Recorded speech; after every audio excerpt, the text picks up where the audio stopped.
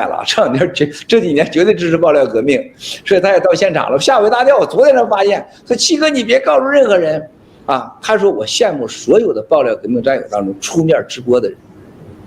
他说我现在如果我不是考虑到家人，还有在香港、澳门的家人，我一定要出来直播。我讲讲我这年放贷的这些过程。包括共产党是真正的洗黑钱，最后的所有的黑手。他说我放高利贷这钱的70%都分给那些黑警了，还有那些国安了，包括香港政府官员，还有这银行的这些人。他说我做了这么多年，我从来没觉得良心是个事儿啊！你愿意借，我帮你了啊！他说我看的多了去了，找我借贷款的人，他说什么都可以给我啊，什么都许给我。他说七哥就是爆料革命让我找到了我自己。这就是唐平妹妹，就是咱这位战友，他现在做的事情是他一生中最快乐的。他跑到纽约来，他冒着生死的危险，跟战友们一起啊，他是坐着私人飞机啊来的，是吧？然后呢，到了某个城市，有专门导机过来，怕战友们这个知道，谁都不知道他的身份啊。而且我们今天的现场的好多战友，是真的是家人失去过几亿、几十亿的人，好几个啊！而且我还不能说的话，以后再说。有几个绝对性的英雄，我相信在场的很多战友啊，今天看到你们这种精气神走红地毯的时候，每个人那种欢悦，每个人那种喜气和自信，我相信这只是刚刚开始。这是为什么？这就是今天威廉王兄弟，还有这个康平妹妹，还有咱们 Q 妹在现场的，还有我说长岛哥简直太了不起了，咱以后再说。咱美东还有我们今天的金客主播的是吧？还有来自加拿大的我们这现在 GTV 网红啊，小正义沙拉，还有300年的菲菲等啊，都在现场。你看看文峰啊，是来自各地欧洲的文革七雄文科是吧？今天看到我们在日本，在整个的还有这个英国这些战友这种精气神儿。刚才我和科学家，我和路德先生我们在看的时候，我最大的感触是什么？我觉得中国人的内心世界和中国人的文化，我们不是骄傲，我们是绝对应该有的自信。我们活在今天这个世界上，今天在曼哈顿。啊，我们今天看一看，商天乌云夹顶，啊，他们说要100%的下雨。我说我今天早上还头2天我告诉长岛哥，我说我给他打100万美元组，我会只让他很少的雨，甚至是不下雨，啊，上天在帮我们。更重要的，大家看到世界的政治中心和世界的经济中心，在一个自由之塔911摧残之后，美国再次重建。我们中国人，我们的文化，我们的智慧，我们的勇气。和我们今天所有战友在一起，我们绝对有能力重建中国人的自信和重建中国人的真正的信仰，让中国人自由的、自信的、体面的生活。而且今天我们也看到了，我们中国人当自信、体面的生活的时候，是多么的可爱啊！我看到每个战友站出来走的时候，我真的我一直今天最大的问题是控制我的情绪啊。第一个我不能到现场，我相当不跃跃；第二个就我妒忌你们，就为啥我不能到现场走走去，是不是？我要到现场走走，我跟10个人要走红地毯，我走一圈，我再走一圈，是不是？我得走好多圈。然后呢，我就在现场参与啊，是前线战斗的感觉啊。而且今天大家也看到了，西方的政治完全站在了新中国联邦的这一边。而且我相信你们也知道，今天的网络在中共国的治下，香港、澳门、台湾多少华人是不眠之夜呀！而且就在32年的今天，就是现在此时此刻，将近6点多钟的时候，黎明前，大屠杀开始。这个大屠杀的时候，我已经被抓进清风说了，就是大屠杀完以后，我那个房间里边本来有20几个人，有2个死刑犯，结果把这死刑犯留下来，把那些人全清走。又弄进来7、8个死刑犯，结果到了晚上的时候，就来的人最后大家知道都是枪毙了，啊，所以说6·4的真相，6·4的英雄，6·4人的血，绝对不是今天所知道的。就像冠状病毒，中共弄死多少人，这个一定会被揭开。我们现在一定要为当年32年前6·4要找回他们的真相，我们永远不能忘记6·4当年的真相，这是我一定要做的。任何一个战友能提供6·4更多真相的，绝对让世界上信服的证据的啊！坦克碾压是很少的一部分，最大的是在6·4之后，在全国的整个的追杀和暗杀，啊，还有整个的消灭，这个才是真正的可怕的。我们想知道这些真相我不在乎天安门当时你出多少镜，这我一点不感兴趣。我感兴趣的事情是天安门这些人的真相，还有无名的牺牲的英雄。我们新中国联邦在未来一定在中国最关键的地方，我们要立上6·4英雄纪念碑、无名英雄纪念碑。这个我讨厌图腾文化，我讨厌这种的所谓的这个极权主义的到处说雕像，但是这个我们是一定要做的。当我唱这个蒙古的歌的时候，我希望未来唐平妹妹和威廉王和我所有的战友们，爱音乐战，包括我们的国际歌曲组文艺那块，我们大家能写一个6·4的主题的歌我们像今天铿锵有力的那个唱出来我们要让共产党知道，没有任何中国人可以忘记6·4当时的真相。我们连6·4的真相都搞不清楚，我们不配谈新中国联邦。我们把6·4的英雄要忘记了，我们不配谈新中国联邦，我们不配拥有一个6月4号这样的一个灾难性的日子作为建国之日。我们任何一个中国人不具面试，不具正视，不具严肃信仰6·4，不具在6·4当中吸收教训，新中国联邦是不可能成功的，爆料革命是不可能成功的我那天在你七嫂回来的路上，我很少和他谈这事情，我就谈了，我说你知道当年6·4的时候，你还记得我当时什么情况吗？你想想，他哗眼泪就下来了。30几年我从来没跟他谈过这个话题这别说了，一说就搂不住了。谢谢了威廉王兄弟谢谢唐明妹妹，谢谢所有战友们，你们尽情的享受102，你七哥继续蹲在厕所里流泪谢谢，要不然也吗？谢谢。好的，我们时间到了，然后再一次在这里再一次祝我们新中国联邦生日快乐！谢谢大家，谢谢大家，谢谢七哥。然后七哥这首歌什么时候iTunes打榜啊？我要打榜。现在共产党。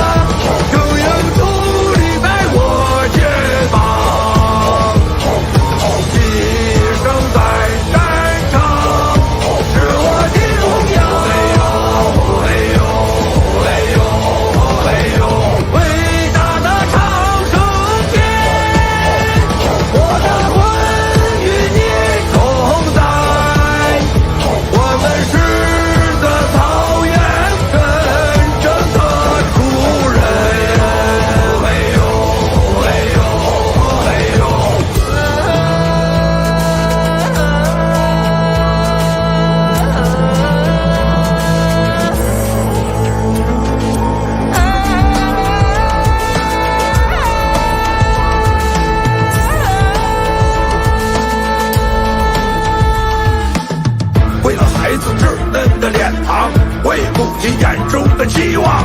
兄弟们站起来反抗，英雄故事必被后代传唱。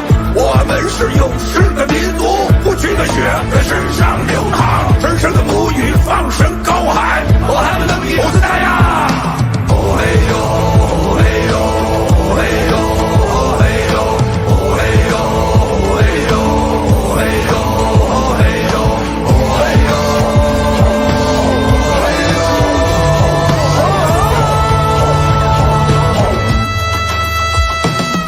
旗帜在马背上，英英矗立在我肩膀，一生在战场，是我的荣耀。哎呦，哎呦，哎呦，伟大的长城线，我的魂与你同在，我们是的草原真正的主人。哎呦，哎呦，哎呦，我们是的草原真正的主人。哎呦，哎呦，哎呦，我还不能比猴子大呀！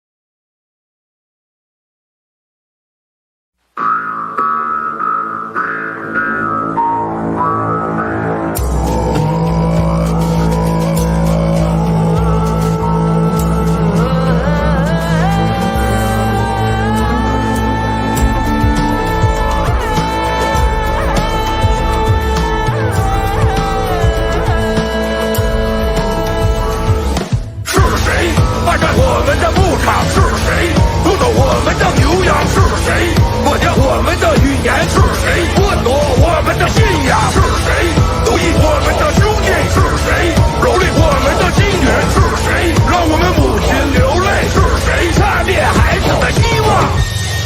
是中国共产党！战马就是我的生命，雄鹰是我飞翔的翅膀。踏上母亲缝制的马靴，马奶酒让我藐视死亡。跨上马与狂风对话，迎着黄沙我再次出发。无畏的血水战甲滑落，我的伤口是燃烧的太阳。哦嘿呦，哦嘿呦，哦嘿呦，哦嘿呦，哦嘿呦，哦嘿呦，哦嘿呦，哦嘿呦，哦嘿呦，哦嘿呦。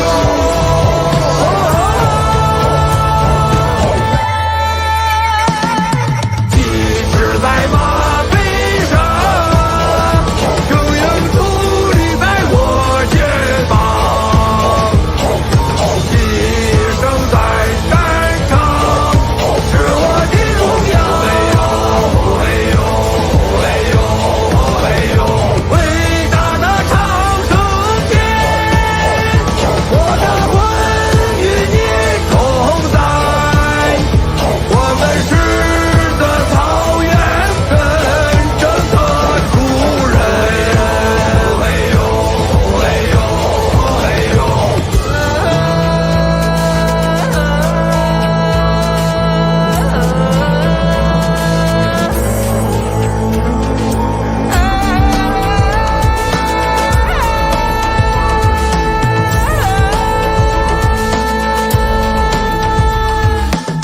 为了孩子稚嫩的脸庞，为母亲眼中的期望，兄弟们站起来反抗，英雄故事必被后代传唱。我们是勇士的民族，不屈的血在身上流淌，神圣的母语放声高喊，我还不能一无私大呀！哦嘿呦，哦嘿呦，哦嘿呦，哦嘿呦，哦嘿呦，哦嘿呦，哦嘿呦，哦嘿呦，哦嘿呦。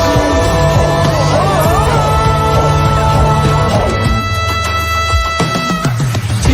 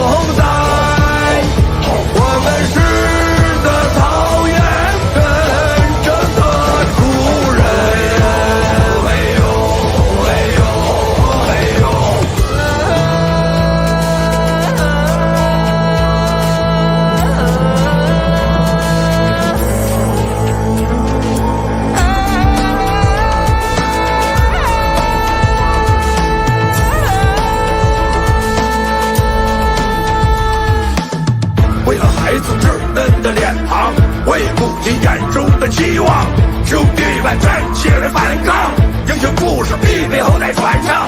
我们是勇士的民族，不屈的血在身上流淌，神圣的母语放声高喊，我还们能赢不打呀！哦嘿呦，哦嘿呦，哦嘿呦，哦嘿呦，哦嘿呦，哦嘿呦，哦嘿呦，哦嘿呦，哦嘿呦，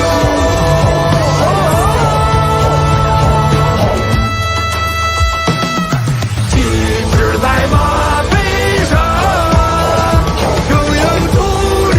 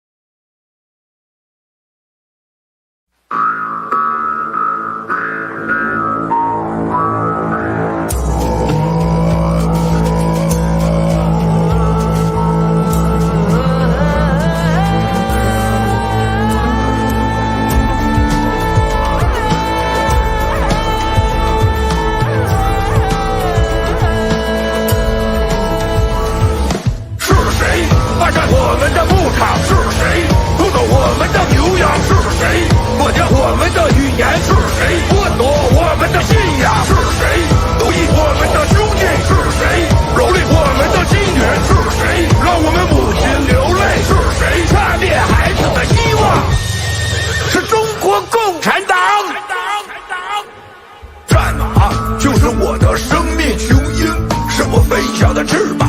踏上母鸡缝制的马靴，马奶酒让我秒出死亡。跨上马与狂风对话，迎着黄沙我再次出发。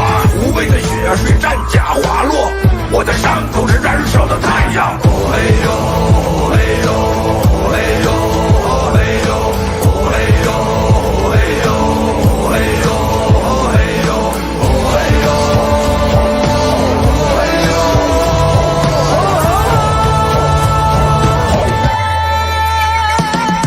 一直在马背上，更有助力在我肩膀。一生在战场，是我的荣耀。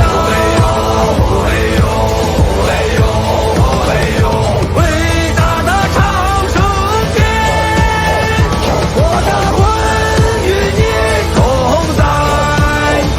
我们是的草原真正的主人。哦嘿呦，哦嘿呦，哦嘿呦。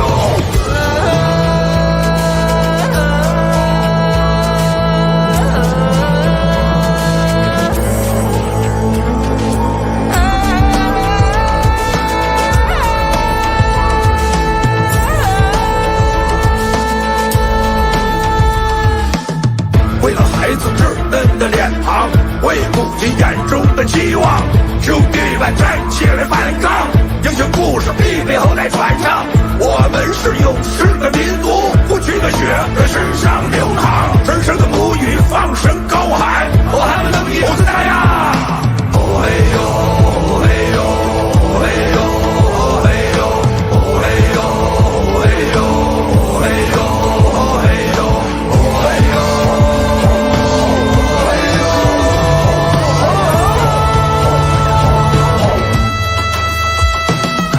旗帜在马背上，更有助力在我肩膀。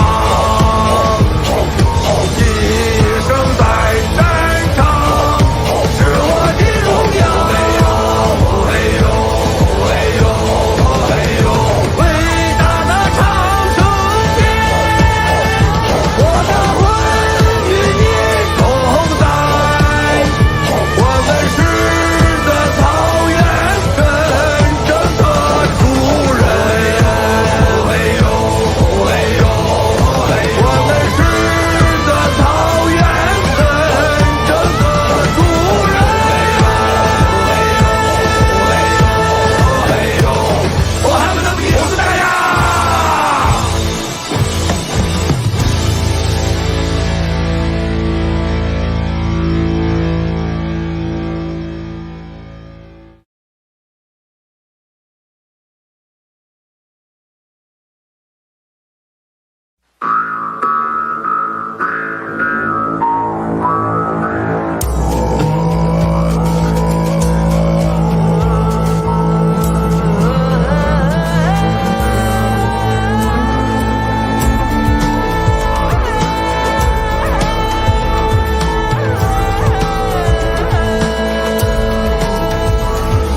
是谁霸占我们的牧场？是谁夺走我们的牛羊？是谁抹掉我们的语言？是谁剥夺我们的信仰？是谁奴役我们的兄弟？是谁蹂躏我们的金元？是谁让我们母亲流泪？是谁掐灭孩子的希望？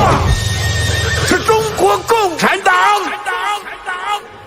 战马就是我的生命雄鹰，是我飞翔的翅膀。踏上母鸡缝制的马靴，马奶酒让我秒出死亡。跨上马与狂风对话，迎着黄沙我再次出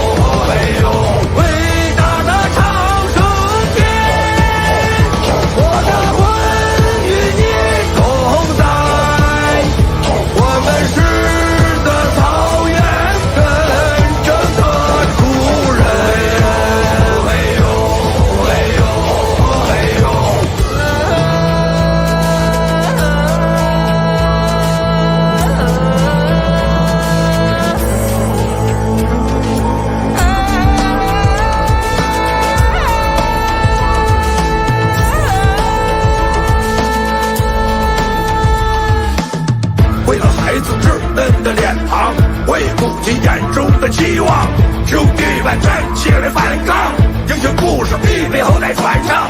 我们是勇士的民族，不屈的血在身上流淌，神圣的母语放声高喊，我还们能有次大呀！哦嘿呦，哦嘿呦，哦嘿呦，哦嘿呦，哦嘿呦，哦嘿呦，哦嘿呦，哦嘿呦，哦嘿呦，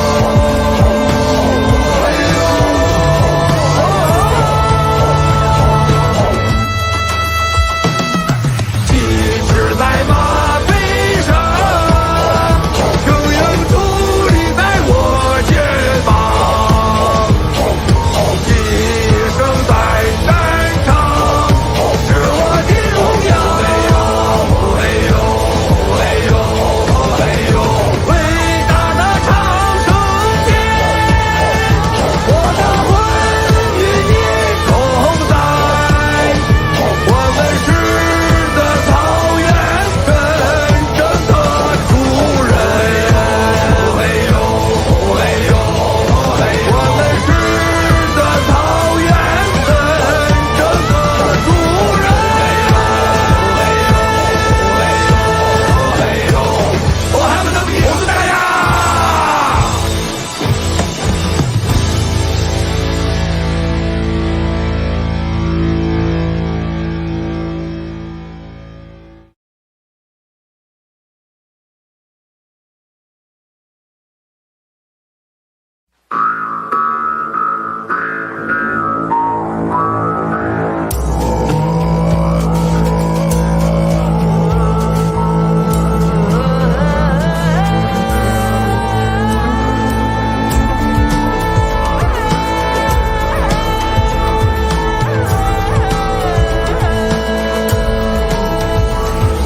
是谁霸占我们的牧场？是谁夺走我们的牛羊？是谁抹掉我们的语言？是谁剥夺我们的信仰？是谁奴役我们的兄弟？是谁蹂躏我们的金元？是谁让我们母亲流泪？是谁掐灭孩子的希望？是中国共产党！战马就是我的生命。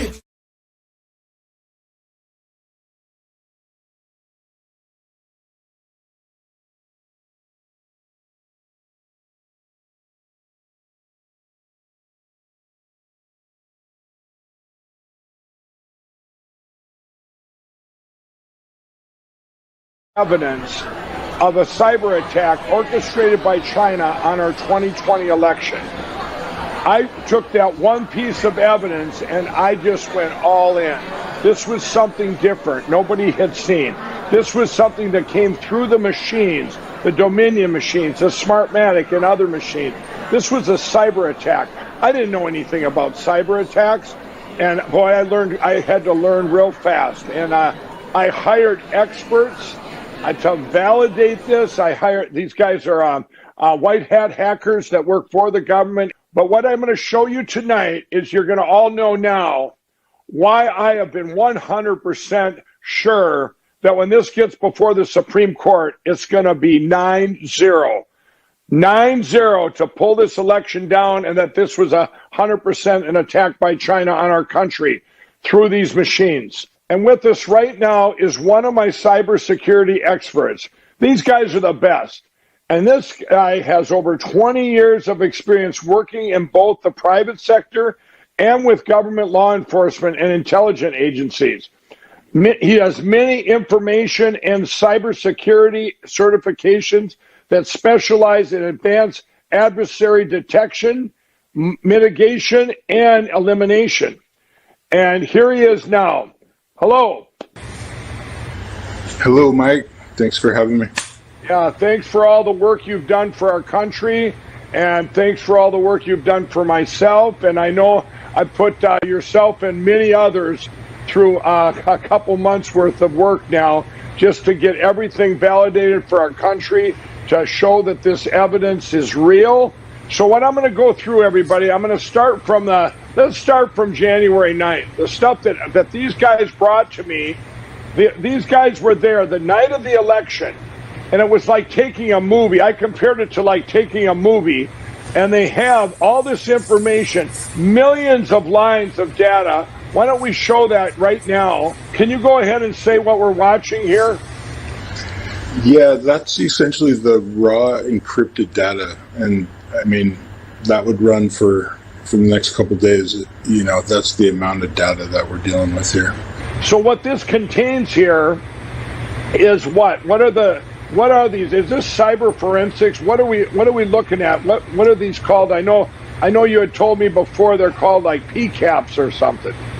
Yeah, so PCAP is just an acronym for packet capture. So it's essentially a moment in time that is captured, and that the transmission of those packets, any information that travels between point A and point B, is essentially a packet. And so those packets moving back and forth during the election were captured, but you need to actually record it, and so that's where we're very blessed and fortunate to have, you know, some of these guys that actually recorded the information as it happened. You heard it here, people. You heard it here, everyone. We have, what a blessing it is that we have the evidence. This is what I've been telling everybody for months now, since January 9th. These are the actual evidence that was collected the night of the election and a couple days following. Now, I can't read these, and neither can anyone else that's probably watching, unless you're an expert like you guys are. One more piece to that is you can't go back in time and fake a PCAP. Essentially, you have to capture that packet in real time.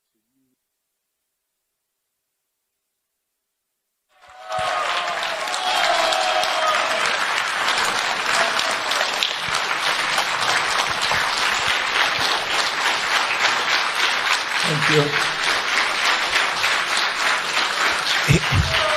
Mike Lindell is the #1 supporter and ally of President Trump and the #1 anti-CCP individual in the United States right now.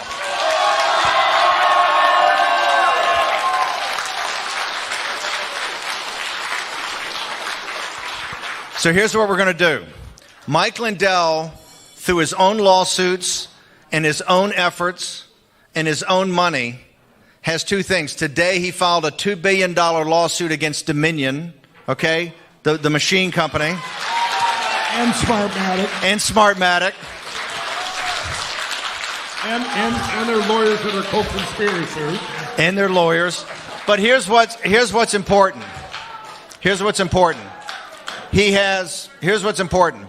He has a lawsuit that he's going to take to the Supreme Court. He has a lawsuit he's going to take to the Supreme Court that's going to show the Chinese Communist Party interfered in the 2020 election to defeat Donald J. Trump.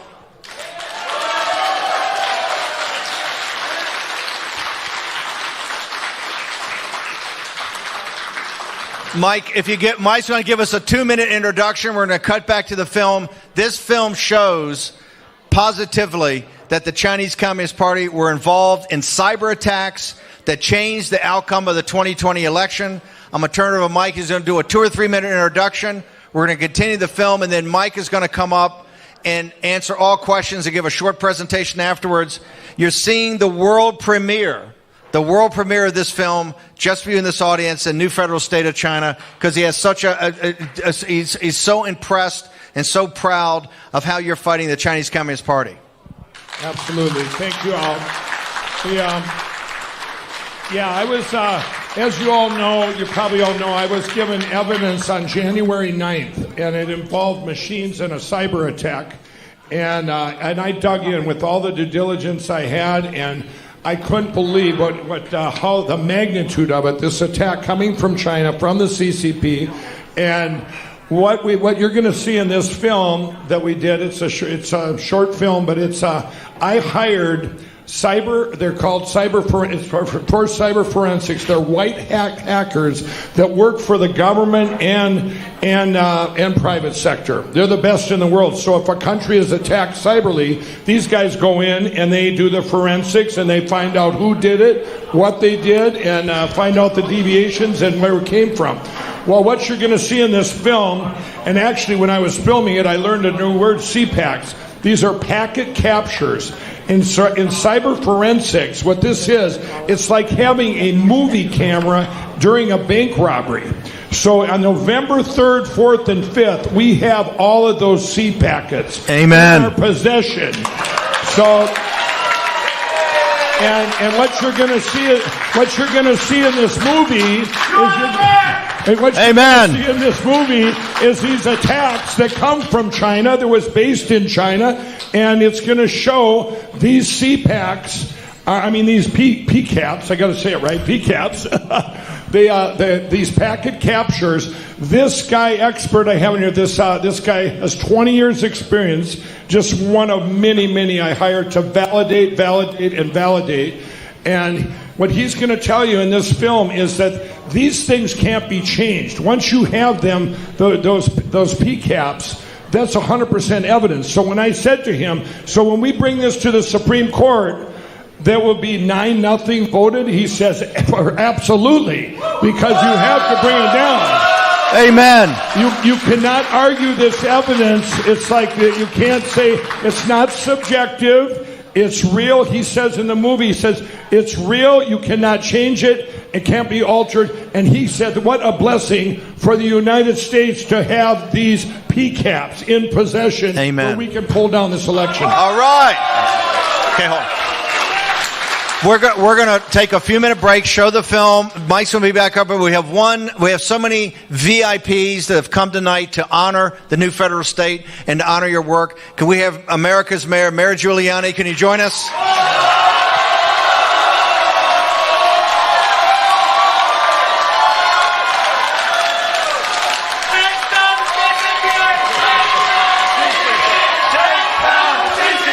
Take down the CCP! Take down the CCP! Take down the CCP! Take down the CCP! Take down the CCP! Well, we'll speak in a little while, but first of all, congratulations. This man is very courageous. Yeah, most other people would have probably run away somewhere. But I mean, he's fighting the fight that we all have to fight for freedom, for an America that remains free, and for a China that becomes free. You can never better than that. We're going to see the film, and Mike will be back up to answer the questions in just a minute. Let's go ahead and roll. If we can go ahead and roll the movie.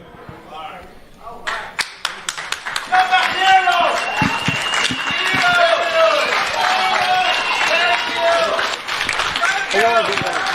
I'm Mike Lindell, and as you all know, on January 9th, I received evidence of a cyber attack orchestrated by China on our 2020 election. I took that one piece of evidence and I just went all in. This was something different nobody had seen. This was something that came through the machines, the Dominion machines, the Smartmatic and other machines. This was a cyber attack. I didn't know anything about cyber attacks, and boy, I had to learn real fast. And I hired experts to validate this.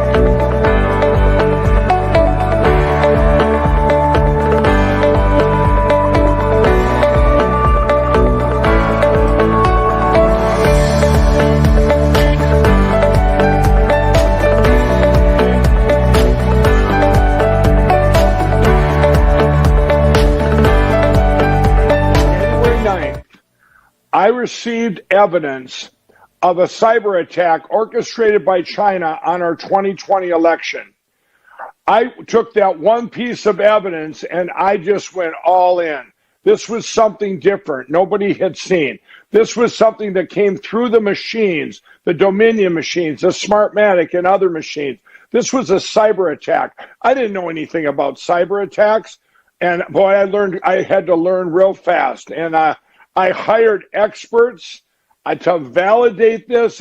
These guys are white hat hackers that work for the government. But what I'm going to show you tonight is you're going to all know now why I have been 100% sure that when this gets before the Supreme Court, it's going to be 9-0. 9-0 to pull this election down, and that this was 100% an attack by China on our country through these machines. And with us right now is one of my cybersecurity experts. These guys are the best.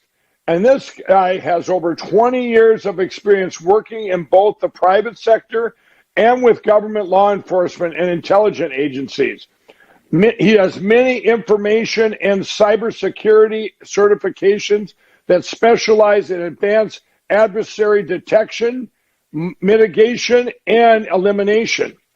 And here he is now. Hello. Hello, Mike. Thanks for having me. Yeah, thanks for all the work you've done for our country, and thanks for all the work you've done for myself. And I know I put yourself and many others through a couple months worth of work now just to get everything validated for our country, to show that this evidence is real.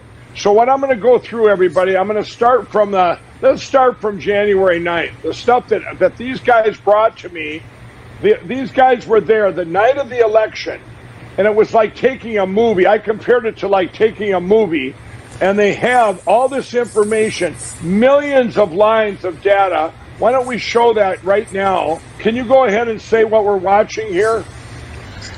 Yeah, that's essentially the raw encrypted data. And I mean, that would run for the next couple of days. You know, that's the amount of data that we're dealing with here.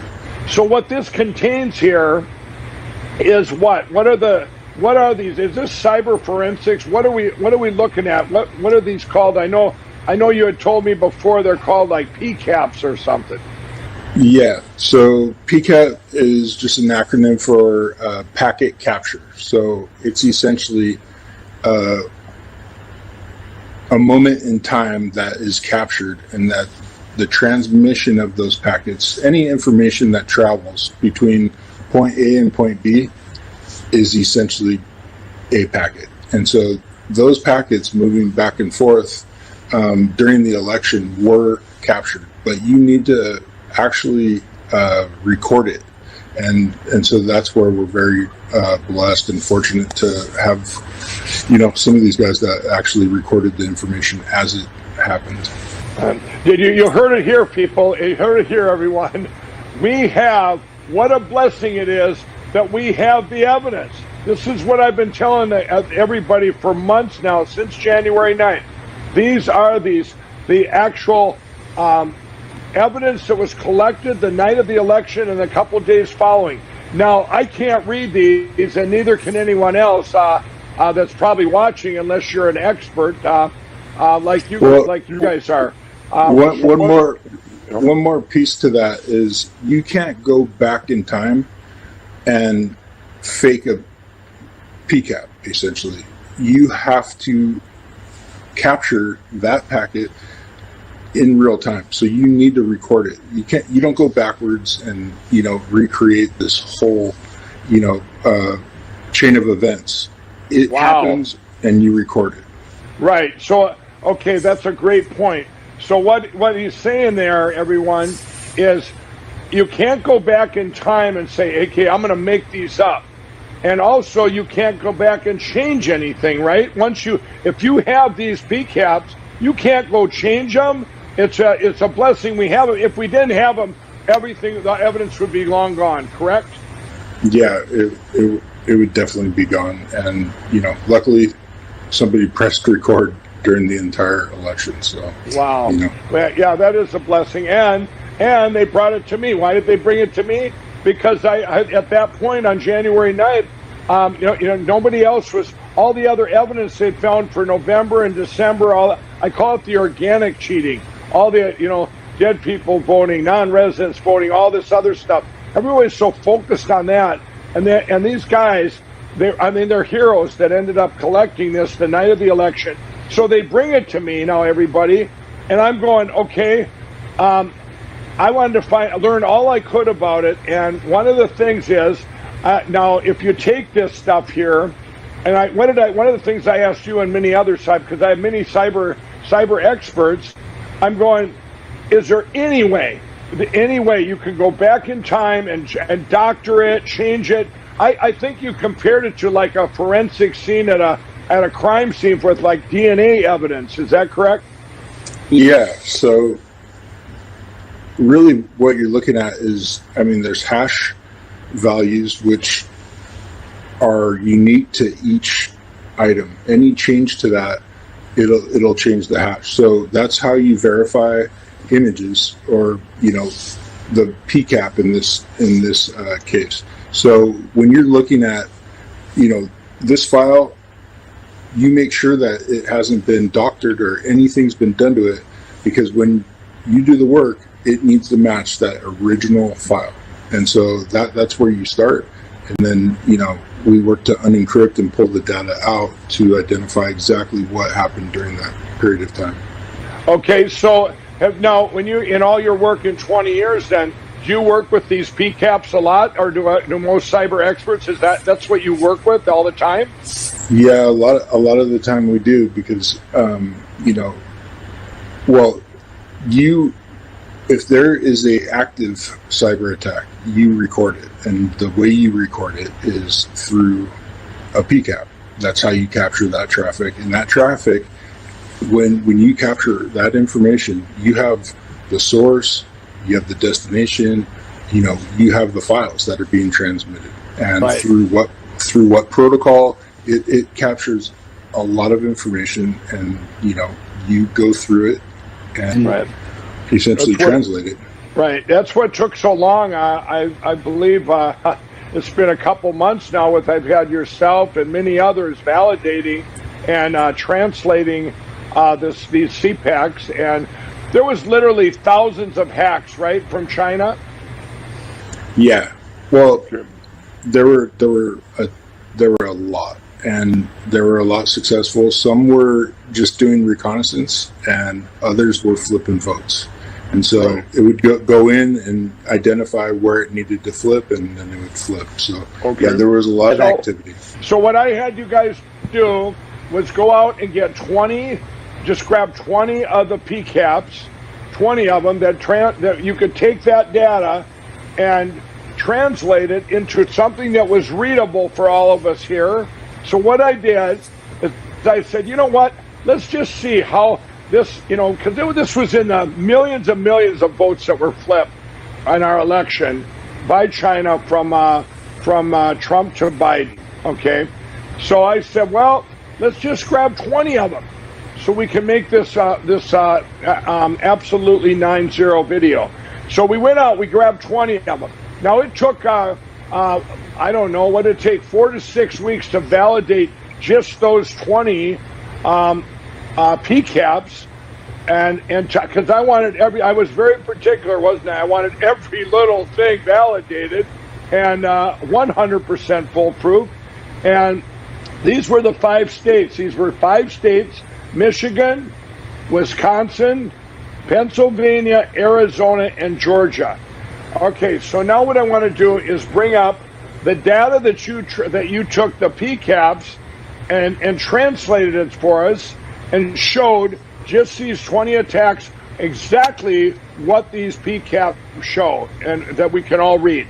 On the first line, if we start on the top here, this was from, if we look at the date, it's 11/3/20, the day of the election, at 10:49 p.m.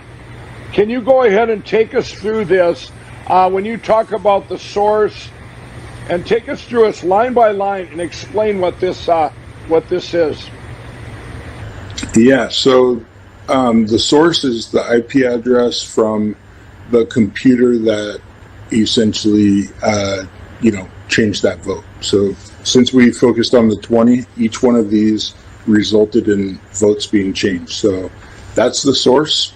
Latitude and longitude is essentially within 400 yards of where that device is located. Beijing, obviously China, province, city.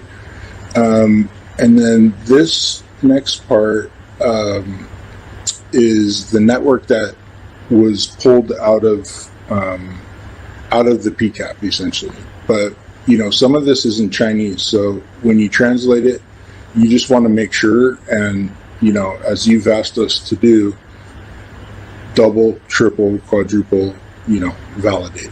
And so we've been going through, making sure the translations and all the information checks out. So what he's saying here, everybody, is what I did is I made them all validate the validation. Isn't that correct?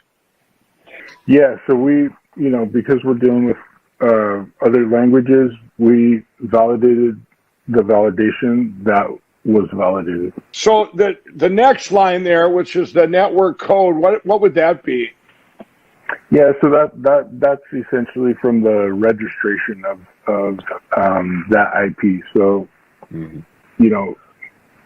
most every single IP is registered to somebody.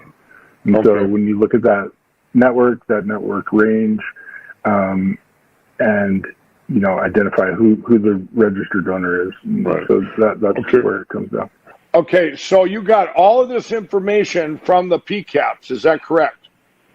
Yeah. The next line, it says target. Now, we just went through, which would be the hacker or the attacker, so to speak, correct? And now we're going to get into the target, which is, I guess I could pull that out. The target, that's the target. Would that be the target's IP address? And then again, the longitude, latitude, and the state that it was hacked into, correct? Yep. And then we have the entry point. There's Delta County here in this case, and then the network registration. What is it? So the network registration, that also, all this stuff came right out of the PCAPs that's preserved in time. You can't change it. And when you have it, it's 100%. It's non-negotiable. It's not. There's no. I mean, here it is. This is what it is. Is that correct?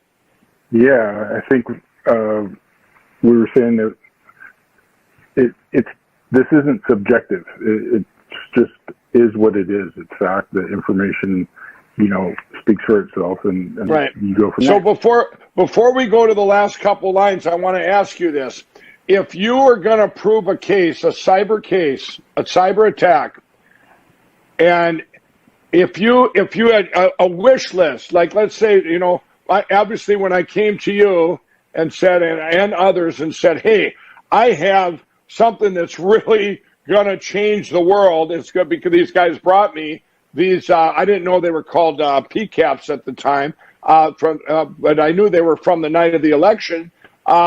What would you say if you could have your wish list to 100% prove something? Is this what it would be? What would it be in a cyber attack?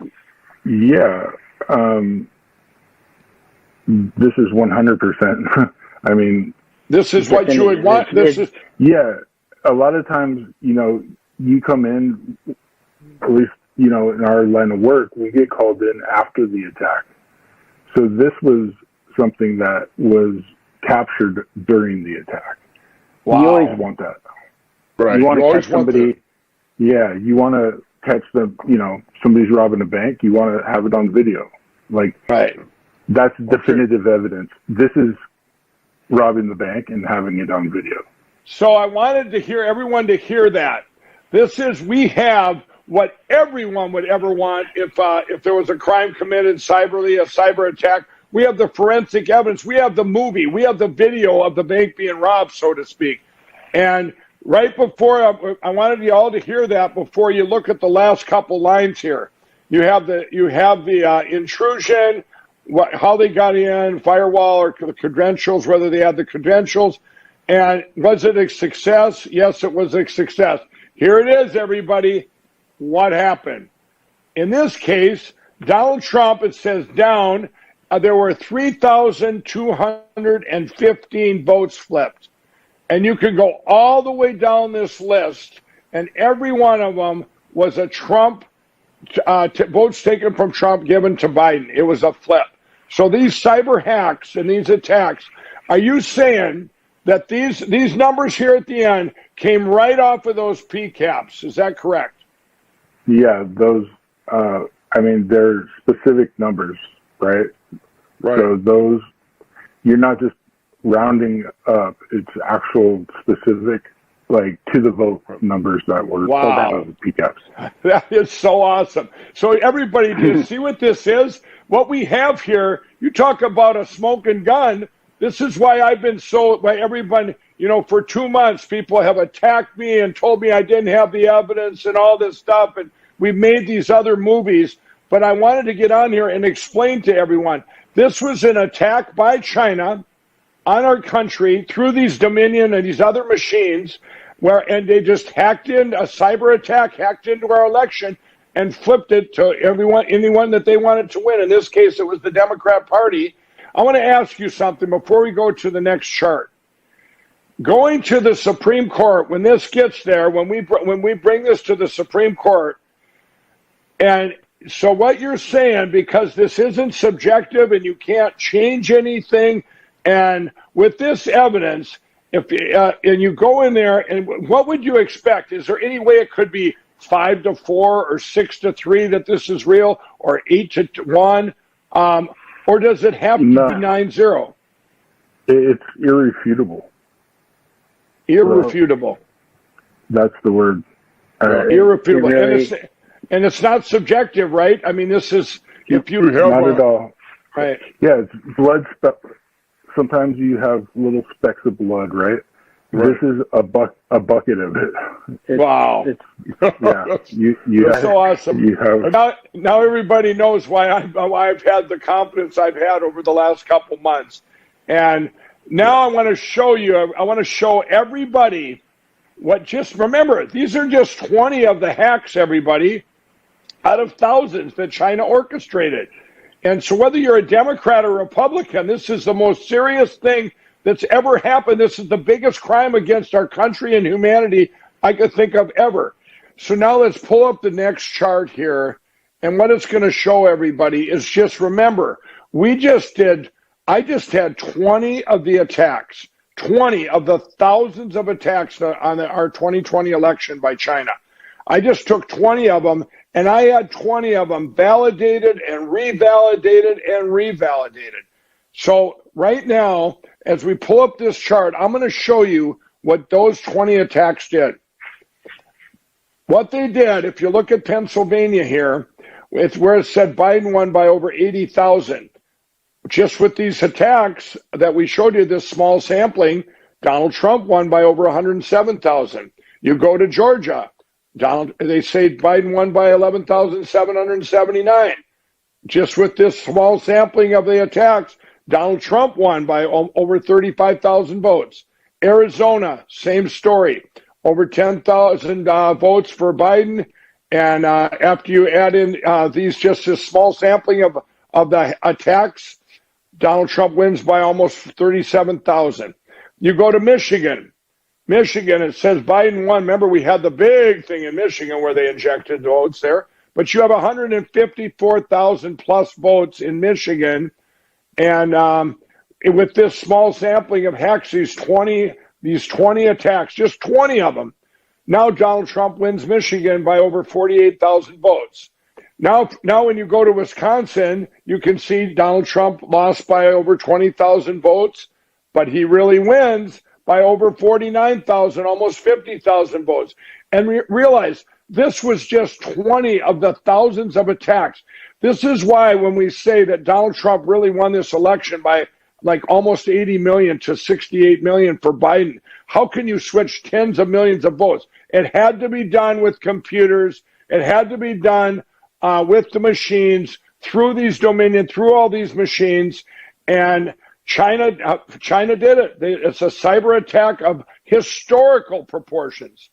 And I want to ask you now, if you took this into the Supreme Court with all of this, and you just with this sampling, and with these and brought it in there, could any cyber person that works in cyber what do you call it, cyber warfare or cyber forensics, they would be able to show these 9 justices this evidence.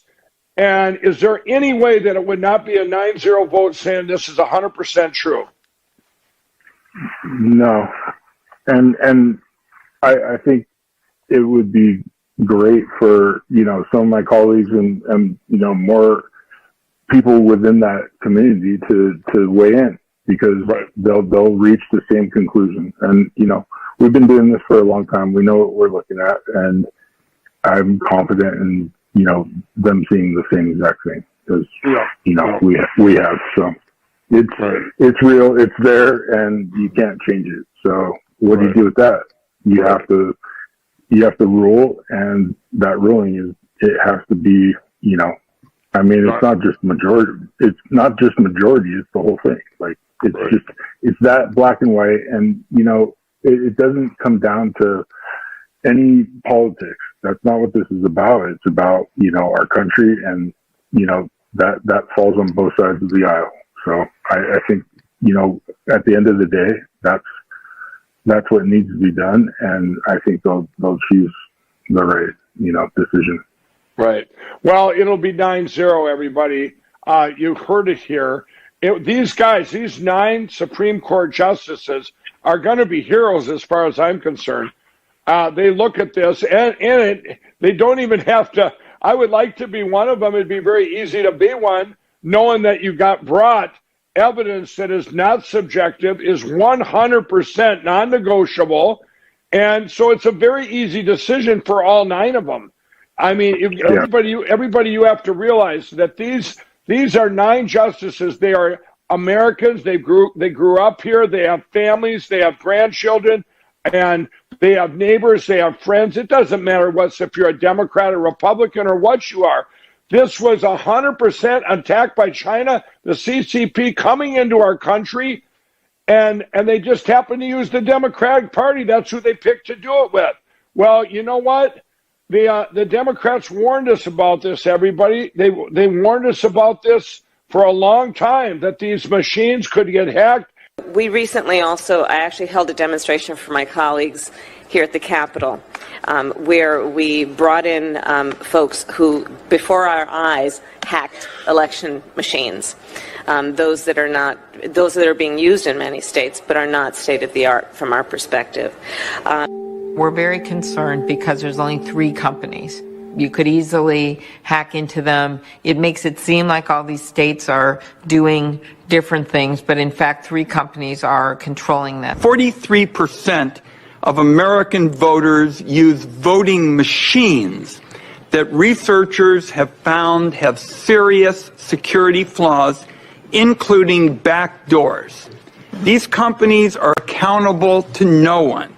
They won't answer basic questions about their cybersecurity practices, and the biggest companies won't answer any questions at all.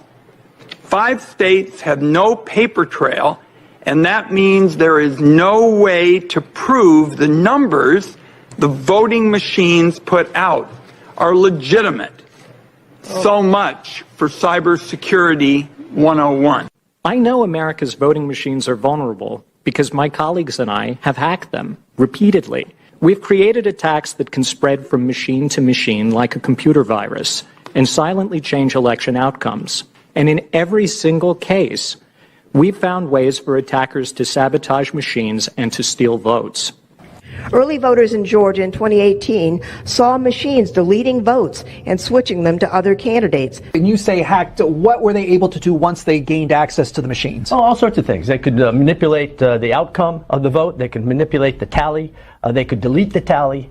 And they could compromise the vote in any number of ways. I'm pretty sure my undergrad computer security class at Michigan could have changed the outcome of the 2016 Michigan election if we wanted to. It is that bad. And we have a combination of very powerful adversaries and unfortunately quite vulnerable and obsolete systems. That's why I say it's only a matter of time. This is why I have been so confident. And everybody that's watching this now, you need to share this video with everyone you know in the world. Every day, get up, text it to people, share it, call people, talk about it. Because you know what? This is our country. And right now, you have a job to do, everyone. Spread the word. Show this evidence everywhere. And why are we doing that? Because when this gets to the Supreme Court, the big win is they have to accept it to look at it, everybody. They have to accept it to look at it. Because once they look at it, it will be absolutely 9-0.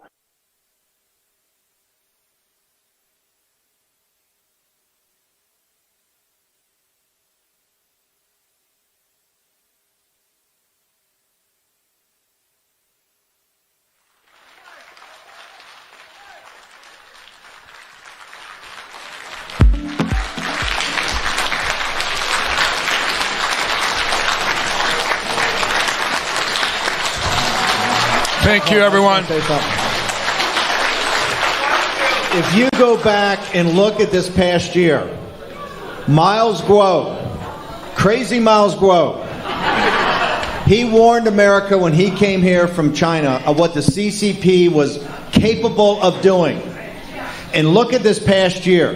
When we were out in the harbor last year, in front of the Statue of Liberty to found the new federal state, with all of you supporting us and all of you, the original founders, the whistleblower movement, Rule of Law Society Foundation, the CCP virus from the Wuhan lab, and Mike Lindell has now proven that they came and attacked and did a cyber hack into the American election to get rid of Donald J. Trump. And I didn't expect last year even that I would be in cyber warfare. I kind of got thrown into this because I want to tell you the backdrop a little bit. On January 9th, after the November 3rd election, I got up like everyone else on the 4th and said this is impossible. And it's like I look at math every day. I look at numbers every day. I look for deviations. And here, there were more deviations than I've ever seen in history. And none of it were explainable. When in my own business, I look at a deviation, I find out something had to be a different input to change the output. And I started digging and doing my own investigations and checking out counties I knew in my own state of Minnesota and Wisconsin and stuff. And then you're hearing around the country like Rudy and everyone else doing these great investigations and checking out everything. And there was so much, I call it organic cheating that was dead people voting and non-residents and all these different things going on. And I consider all this, I want to tell everyone, that's a miracle. There's a couple miracles here. One of the miracles is on election night, these algorithms in these machines, Donald Trump was going to win anyway because they underestimated him, okay? That's why they had to stop everything in the middle of the night. That was the first miracle. Because if they had predicted right, Biden would have won and we'd all went, every state would have been turned in by 3 a.m. We'd all went to bed and said, better luck in 2022, better luck next time, right? We'll campaign harder. Well, that's not the case. It broke, and then we all went into the twilight zone for a week. Going, what's going on here? Arizona takes a week to count 2% of their vote, and people thought that was normal. I watched that state like a hawk. I go, what is going on here? I looked at the math, and Donald Trump was going to shoot by it by 80,000 votes. I knew what county was left. I knew what's left to count. I studied that one specifically, and it was impossible. Going, Biden wins, and I'm going, that's impossible. Then you look at Michigan in the middle of the night, 100 and some thousand votes put in. Well, everyone, they convinced us, the brainwashing of the media too, going, well, that was that mail-in voting, and the inner city, they all go for Biden. Well, here's the fact. The mail-in votes were counted on the morning of the 3rd, not in the middle of the night on the 4th. But we didn't, a lot of these things we didn't know then. Well, anyway, then I'm going to go to the second miracle. So all of this goes on, and all all the judges that didn't want to look at anything, and you get to Arizona, you got terrible governors like Ducey. The day you were there, I think, Rudy, he calls in 2 hours into the evidence and says, our state is good, our election was good. Well, if any of them would have done their job, if any of the legislatures would have done their job, we wouldn't be talking right here, and we wouldn't have found out about the big steal, which is the CCP using the Democratic Party to take this country through machines. We would have just, Donald Trump would have been, and I said on Jimmy Kimmel the other night, they said, what if it was reversed? And I said, if it was reversed, I would still be sounding the alarm. It would be a lot easier because they go, take it down. Donald Trump won. China attacked our country. It would be done in 2 days.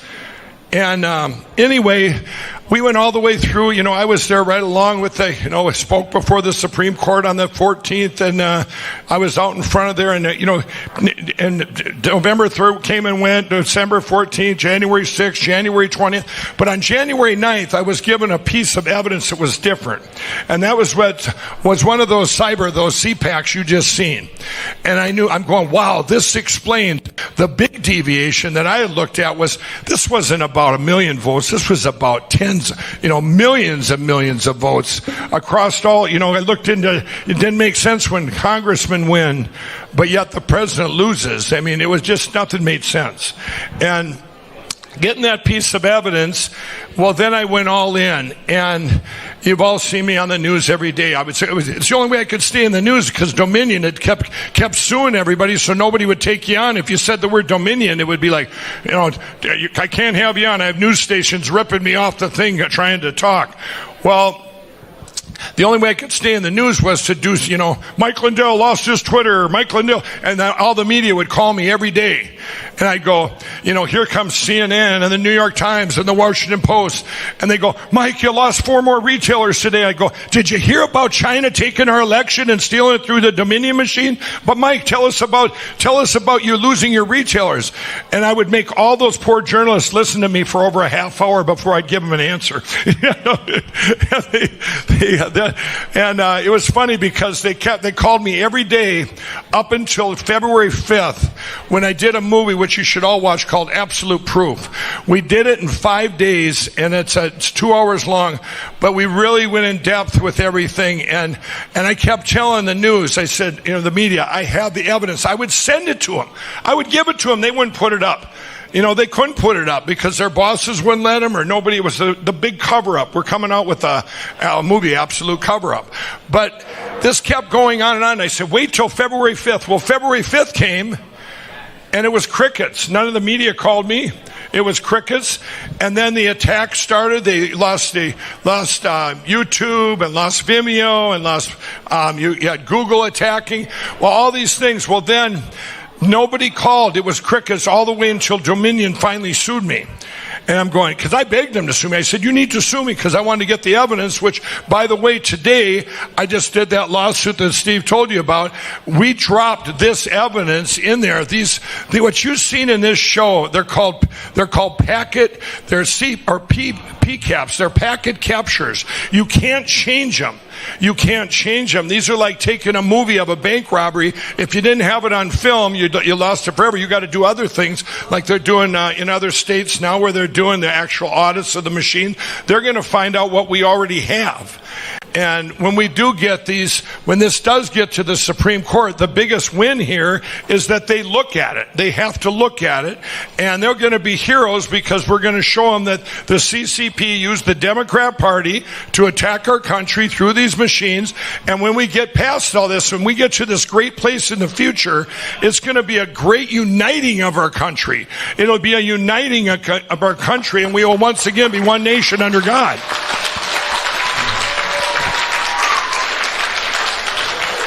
Believe it or not, Mike's actually got to fly. He's got speeches all over the place, rallies all over the place, rallying the American people. We got to ask a few questions. In other words, Steve says I talk a lot. No. You could go on all night. It's great. But here's the thing. I want to make sure, because Rudy's sitting there going, we got him. I just want to make sure people understand that the information that was put into the lawsuit today against Dominion is part of, but only a small part of, what you're going to include on July 15th on the suit that you're taking to the Supreme Court, correct? Right. The July 15th is just an estimate. It'll be sometime in July where we're bringing the whole case to the Supreme Court. And that's completely separate from what I did today. It's just a bonus. We threw this lawsuit against Dominion, and I added Smartmatic to it. We put their lawyers as co-conspirators. What they did in this country was horrific. What you had Dominion do hadn't been done since 1798, and where they used lawfare so nobody could talk about it, and sued people and threatened to sue people. I got one gal in Michigan was a poll watcher. They went after her uncle and lived in another state, didn't even know what they were talking about. To not talk, don't talk, and.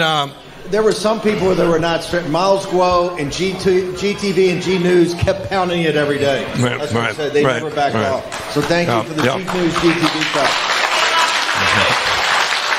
A couple questions, just quick. You said that most of the stuff, you said it didn't really come out of how much it was in Mandarin, that this was all in Mandarin. When we start going through the packets and all the information, it was all in Mandarin, correct? Yeah, there was a lot of it was what the cyber you couldn't that's white hat hacker said, because I have a lot of them. But what he said, a lot of the reason it took so long for them to get it all validated, it was in Mandarin. A lot of it was in that language, and so you not only had to validate the packets, the PCAPs, but you had to change the language and make sure. And then I made them validate the validations and then revalidate it. I'd have other guys come in and make sure this is right. We have everything on the line here. We have our future. Everything's on the line. This is, and I've said it before, it doesn't matter if you're a Democrat or Republican. This is our country. This is election. This is everything around the world. The whole world's watching this election. They're watching what went on, and they're watching it now. And this election will get pulled down. And I'm going to tell everyone too, they go, well, there's no precedence. There's no, you can't. That's even if all these states prove that that they prove what we already have. Donald Trump, you can't change the president. It's already been done on January 6th and January 20th. That's not true. Every down ticket since with the Constitution, every down ticket, when you find out later a crime was committed or a fraudulent election, you know what they do? They put the one guy in jail and they put the other guy in.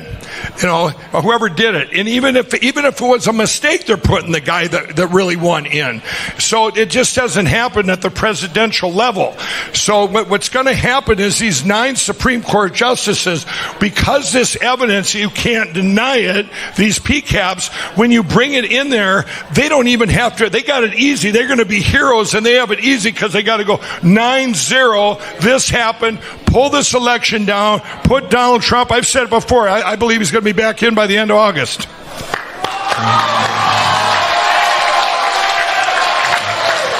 Okay, last question. I know you got to go. With the CCP virus coming out of the Wuhan lab, and if you prove in a court of law, which you still have to do, you've got the Dominion suit, you're in the Supreme Court. If you prove in a court of law that this actual attack went on, the cyber attack, and you can prove at the Supreme Court, do you think this should be deemed as an act of war by the Chinese Communist Party against not just the United States, but all free people in the world? Well, it absolutely is. It already is. I mean, this is what's happening. This is real.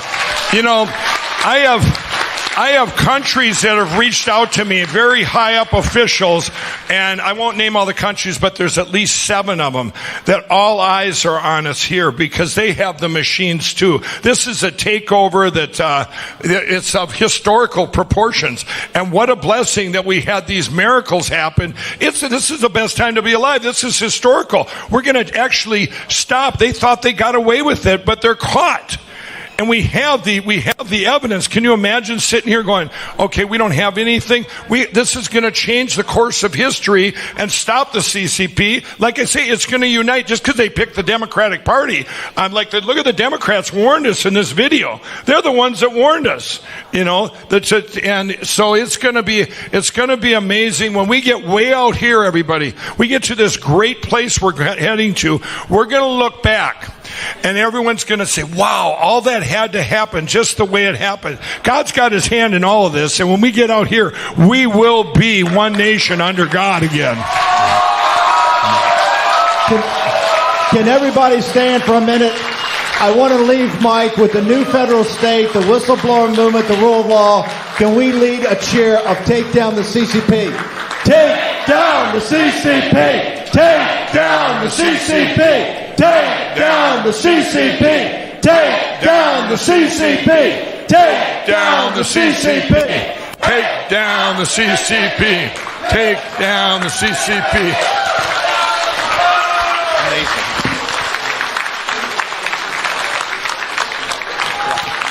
Thank you all, everybody. God bless you all. And great times are coming. Trust me.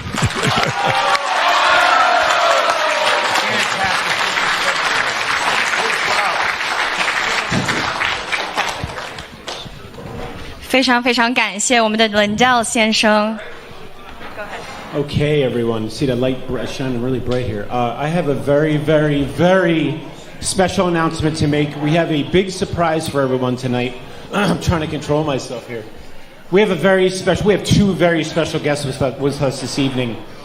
I'd first like to introduce to everybody tonight the heroine, the woman who blew the roof off of the fact that this virus was created in a lab in China at the Wuhan Institute of Virology.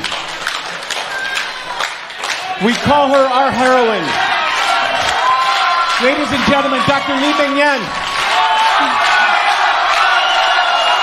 我们来有请我们的天使严丽梦博士，现在到舞台上来。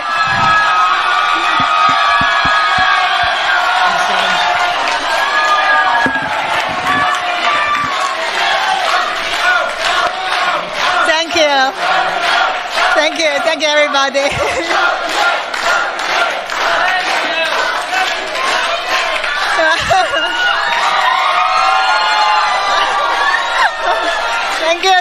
Thank you, everyone. I love you too. Thank you. So I'm so happy tonight we can get gathering here and celebrate the first year of anniversary of our new federal state of China. Yeah. It is not just an eventful anniversary. Actually, for our Chinese people, we know how tough, how difficult. We have to overcome numerous difficulties we face to the life threats, and finally, we can push the whistleblower movement, and we can make China government, Chinese Communist Party, and even China military scared of us because we reveal the truth to the world, which they want to block, which they want to suppress, and which they want to lie, which they want to cover up, and even take over the world.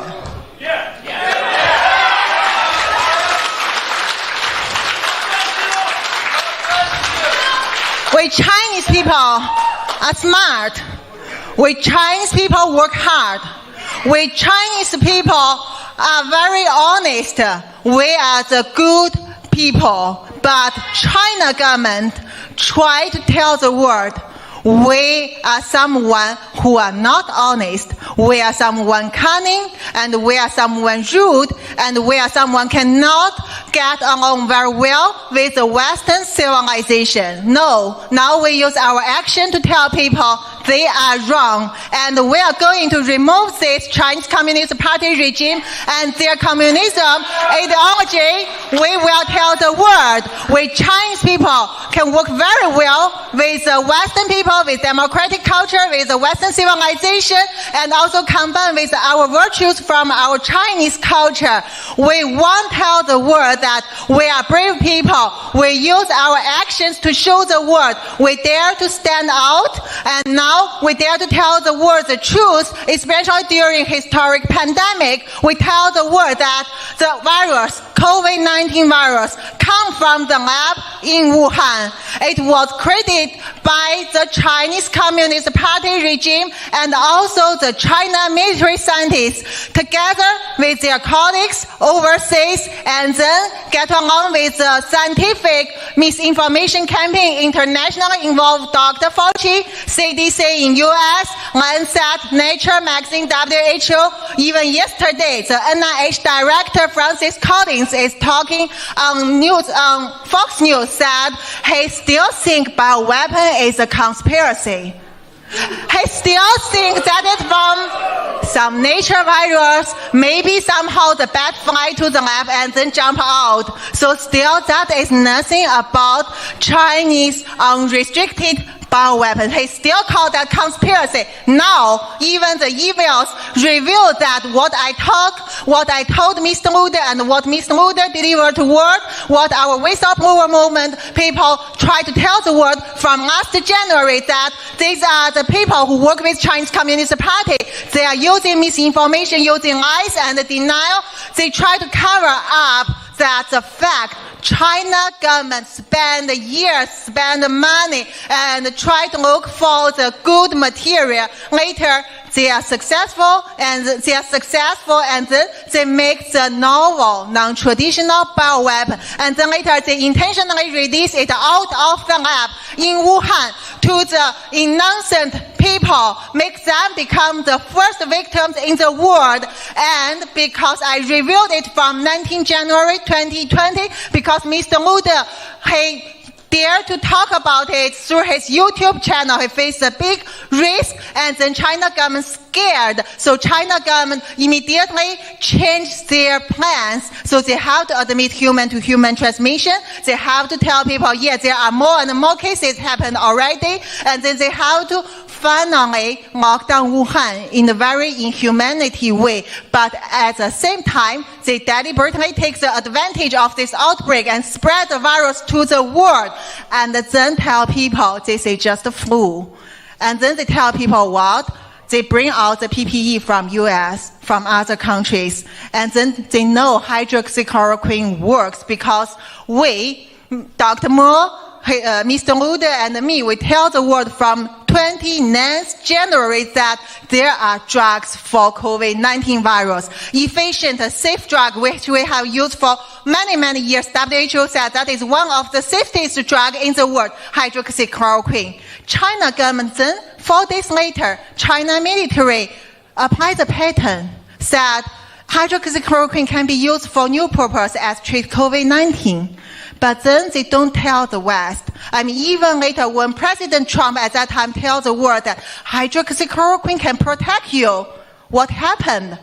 Dr. Fauci, in his email, he's happy to say some doctor try to discriminate President Trump's word, and then they use the fake data together finally to suppress hydroxychloroquine. There are brave doctors in the world. There are brave scientists in the world. There are brave nurses in the world. Another email from Dr. Fauci's emails, we say one Harbin nurse, young nurse in China in mid-February, tried to tell some truth to NIH, and they tried to alarm the world that even last February, China government is covering up the death cases, and they don't ask people to get treated properly. But what? Fauci shared it with another people, and later we heard that something may happen to the nurse. Our intelligence shows, which we cannot confirm, but we know this news was not revealed by Dr. Fauci, and he pretended he know nothing. And then he worked with China government, worked with other people on his side. They criticized President Trump with Chinese Communist Party. They said, the U.S. people, your democracy actually is something failed. You should learn from the dictatorship, like Chinese Communist Party. That's why our Winnie Bear, our chairman, she sits there, said, oh, we are celebrating the anti-COVID trophy. You should learn from us. You should praise us. That's we said. That's what we read from the top medical journal, like Lancet, like Nature, like Science. they work with them all together. So all these things actually, I keep delivering through Mr. Luda's YouTube from January until end of April in Chinese, but somehow also at that time, we have our great friend like Mr. Benno, like Mr. Bill Gates, and like many other people like Dr. Navarro. We have our brave friends. They know this intelligence and they try to deliver it to the US people too. And also they face a lot of criticism from mainstream media, from Mr. Fauci, from Dr. Fauci, from NIH, from all these people. So what I want to tell you now, these are just little bit things happened on the way when we try to expose the fact of COVID-19 to people. It's very hard. I face life threats. My family is under the strict surveillance. It's almost like stay in the prison in China. I have to cut off my connection with them. And I know many people like President Trump and like Mr. Bannon, like Mr. Bill Gates, and like our good friend Mayor Rudy. And when they talk about CCP virus, they also face a criticism. People thought they are nuts, and of course, I'm the nuts, some pants on fire, all these things. All the people like Tucker and other media in India, in Spanish, in Italy, when they try to interview me, they get the threats, and some of them has to stop their interview. That's why although we try a lot, still now our voice is kind of limited. But now I'm so happy because after 1 year's effort, together with all of people here and even more people who cannot be here, but they're working online, offline, volunteered, even take life risks. Like our Chinese people, when we do these things, we definitely take the life risk. But we see something come that now Western people start to realize, oh, Chinese government is crazy and evil. They always ask me, why is the country do this to their citizens? No, we cannot believe. One big doctor, top infectious doctor, we met in DC before last year. He's a good friend with Dr. Fauci. He said he cannot accept my reports just because he doesn't understand the motive of Chinese Communist Party. But I think that's a common sense that if people have common sense, they should know. You always ask the killer why he killed people. You don't ask the witness, right? No one can explain it as well as the killer himself.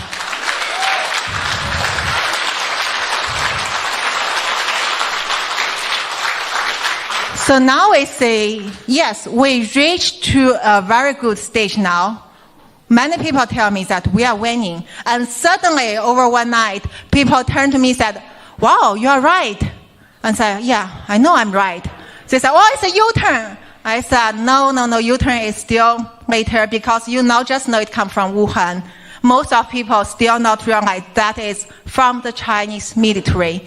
And still, they are treated by the bad woman in Wuhan's fake father of the virus.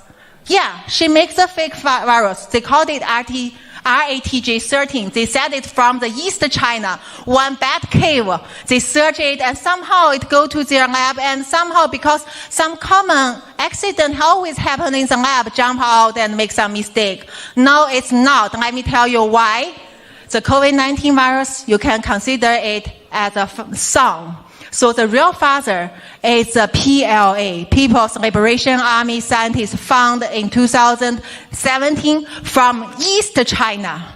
A special unique virus only owned by the military.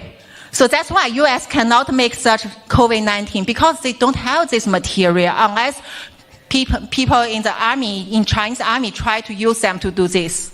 So PLA people get it. This is a real father. Based on this real father, they modify, they add many functions, not only one in this virus. I presented my scientific and intelligence evidence in my 3 published report, and I will present more. But when I and Mr. Luda review the real backbone from the military on 19th January last year, China government is scared. They know. At that time, if more scientists carefully check the genome of the virus, like check the fingerprint, they will see the problem. And they worry that more scientists will come out to talk about the lab origin. So the next day, when we reveal it, bad woman threw out the fake father the one RATG13. They said that is a fake feather. It looks more similar to the sun, more similar than the real feather.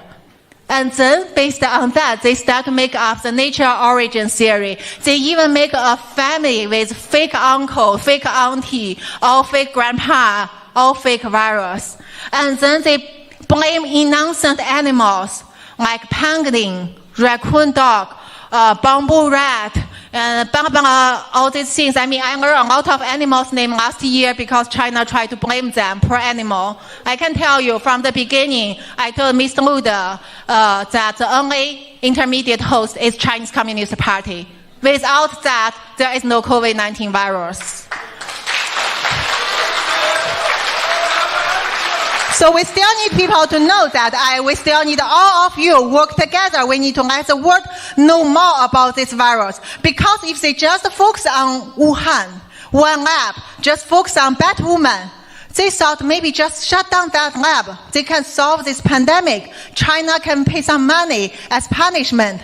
No, this is involved many labs, even the overseas labs like my lab, WHO reference lab in the University of Hong Kong, conducted by the top coronavirologist, Professor Malik Paris, my boss. Yeah, also they are involved. And the military labs, and the military civil fusion labs, and also like New York Blood Center. I think it's not far away from here.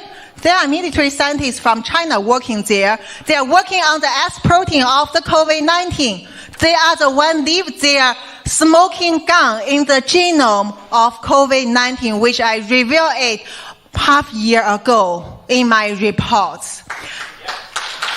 So, if you don't realize that, you will let them go, and they will keep working on that. I'm the virologist. I work in the top virology lab in the world for over 5 years. And my husband is also the top coronavirus expert. Also now he's working with China government. And my supervisor, all the WHO core expert. I can tell you that in a lab to produce virus, never only one type. And China, from at least 2010, conducted by China CDC head George Fugao, they tried to search the new animal virus all over China. Not only coronavirus, but also dengue, Zika, Ebola, West Nile virus, and hantavirus, all the dangerous virus. Especially they want to search something can make your brain damage. Which now we say, yeah, in COVID-19, there are 1/3 of people, after infection, they get a brain problem. We need to solve it. So now I stand here, we are celebrating the things, and we are celebrating Rule of Law Foundation, Rule of Society Foundation, their help, their work, because they help me, save me from Hong Kong, and I can stay here, tell people I'm still survive. What I want to call for is we need to spread the truth all over the world. We need to let the government, let the scientists, let the doctors, let everyone understand what happened to us. Yes, we are in an unrestricted bio warfare. Unrestricted, I defend, because it's out of restriction. That means China used many ways to conduct it. The only purpose is to destroy your economic, destroy your social order, destroy your civilization. Finally, that you all controlled by Chinese Communist Party. At that time, remember I'm Chinese, I tell you, at that time it's late. It's late for all of us. No future, no next generation, no security, nothing else.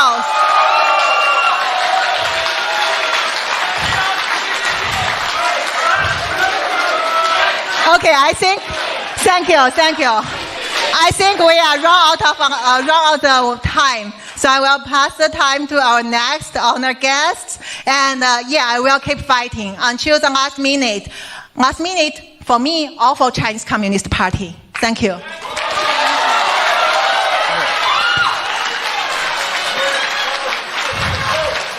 Dr. Li Mingyang is not only a hero to the Chinese people, not only a hero to the American people, she's a hero to all mankind.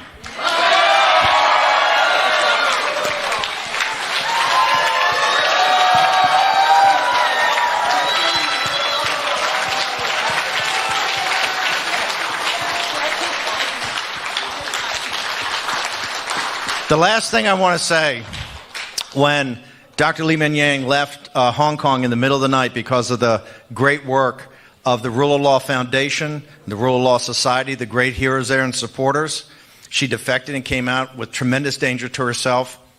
When she first got here, I think we spent 3, 4, 5 days in due diligence with lawyers and scientists and all of that. And I have to say about her personal journey, she was very meek, very shy. The woman that was on the stage tonight was so shy and so demurred. I got to tell you, 1 year of breathing the fresh air of freedom has...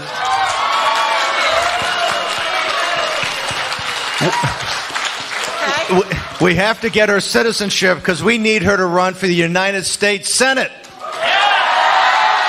Thank you. Thank you. Thank you, everyone. I cannot name all the people who helped me.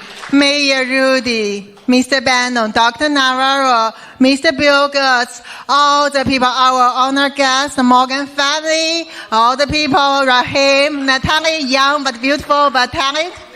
Yeah, all the people. I appreciate everyone. I appreciate everyone here. Without your effort, we can never do this. China tried to disappear us, not only from physics, but also to silence us. Once you are treated as nuts, you are treated as liars. Once they ruin your reputation, your words cannot be heard. That's also another type of silence. So we need to fight. We need to stand out bravely, tell people, you cannot win. We are winning. And one more word, no vaccine passport. We need a safe vaccine, and the vaccine cannot overcome bio warfare. Thank you. Thank you. Thank you very much. Thank you.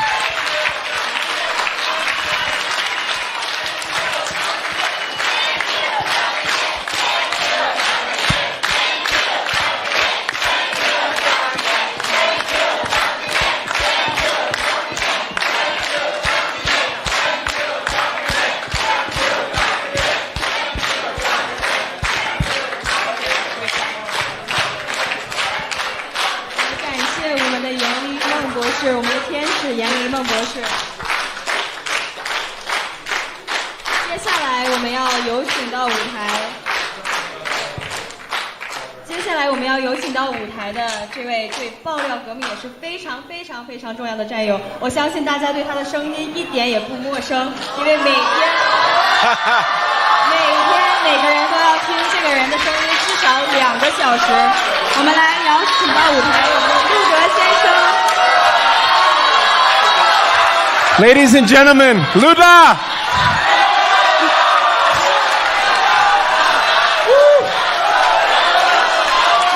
That was easy.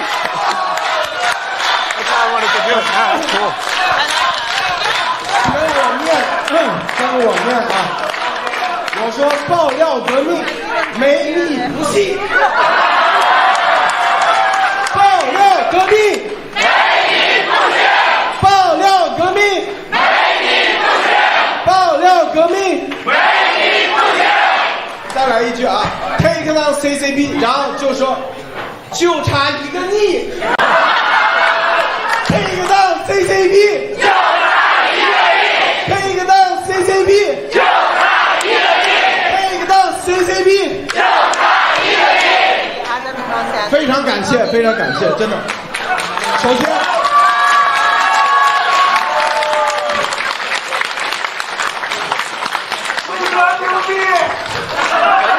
这个作为法治社会的主席啊，我非常荣幸在这里代表我们绝对千万万的为万亿咱们的战友在这里说两句啊。我知道，首先我们一定要感谢啊，咱们在座的所有的美国朋友们。我们的英雄朱利安尼市长，美国市长，我们的美国总统的顾问班农先生，我们的 GP 摩根一家还有拉西姆，还有 Potspig， 不好意思啊，娜塔莉，还有今天没有在这里的比尔格兹先生、纳瓦罗先生。我更要感谢的是我们今天来到这里的每一位战友。我知道你们这几年来很难，为什么很难？憋得慌是不是？太不容易了。今天咱们扬眉吐气，是不是？为什么扬眉吐气？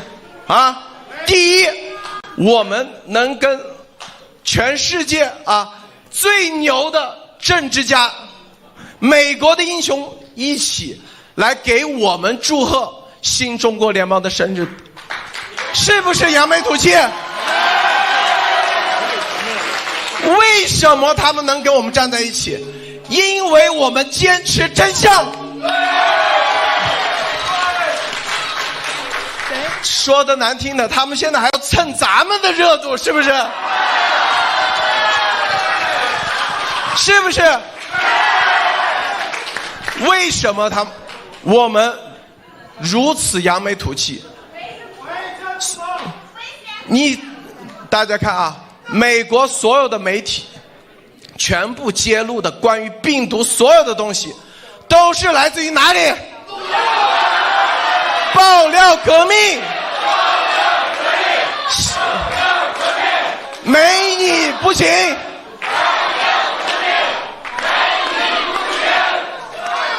这就是什么？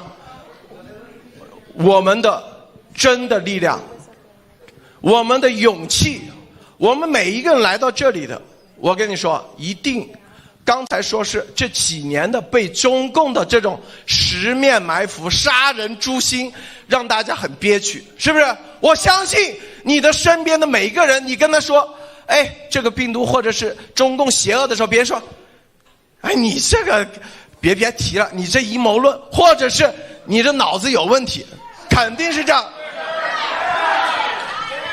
杀人诛心呀！对，我们每一个人今天来到这里，大家我知道来自全世界各地，都是坐着飞机，冒着风险，什么风险？病毒，这是第一。第二，是吧？冒着什么？家人甚至在国内被威胁，是吧？被打电话的风险，甚至还冒着这个厂子里头说不定有中共的特务，是不是？什么都不怕了。大家怕不怕？为什么不怕？因为我们心中有一个来自于我们最内心的呼喊，就是要自由。Take down CCP。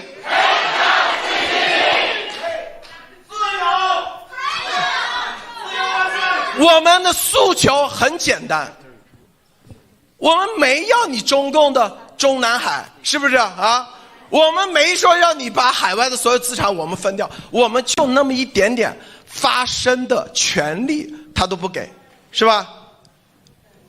我们就要自由。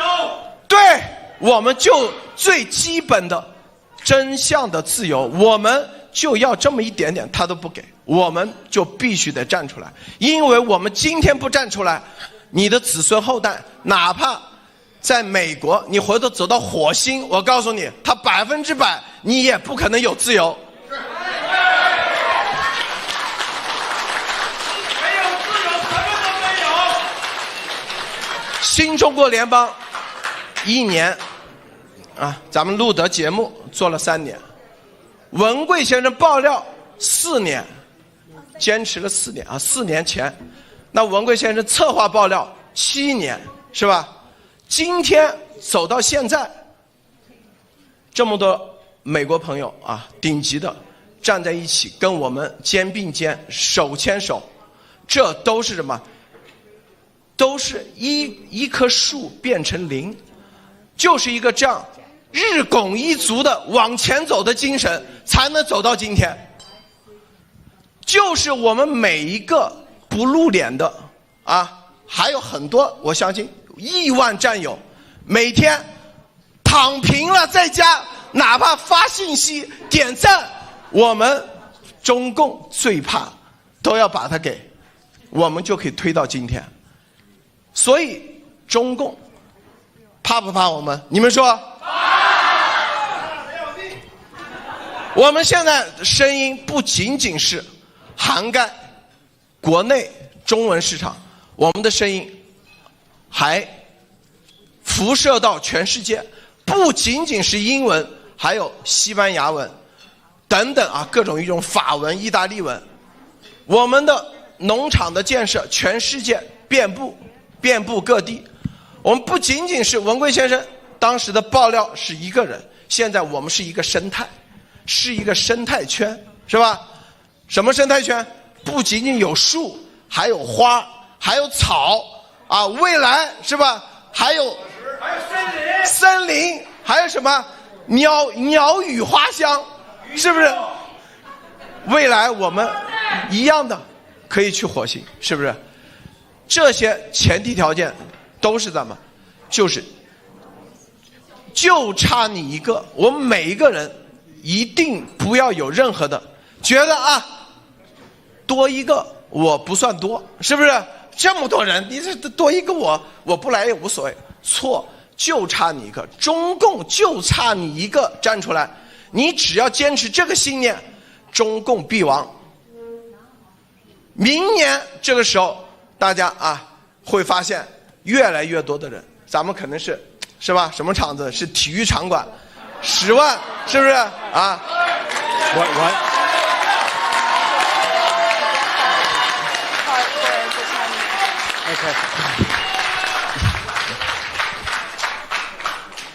Take down CCP， 死磕到底！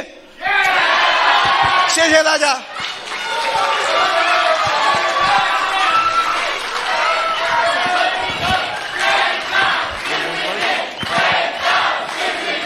Take down CCP。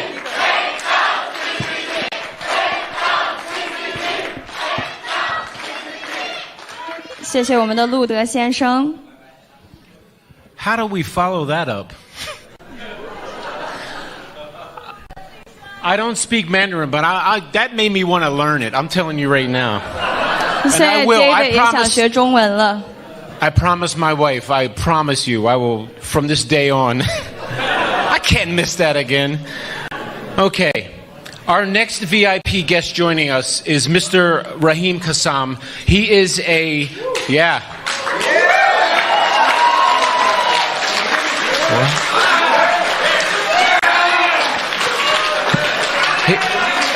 He was born in London, England, and is a conservative British political activist, a former editor-in-chief of Breitbart News, London, and former chief advisor to former UK Independence Party, the UKIP, leader Nigel Farage.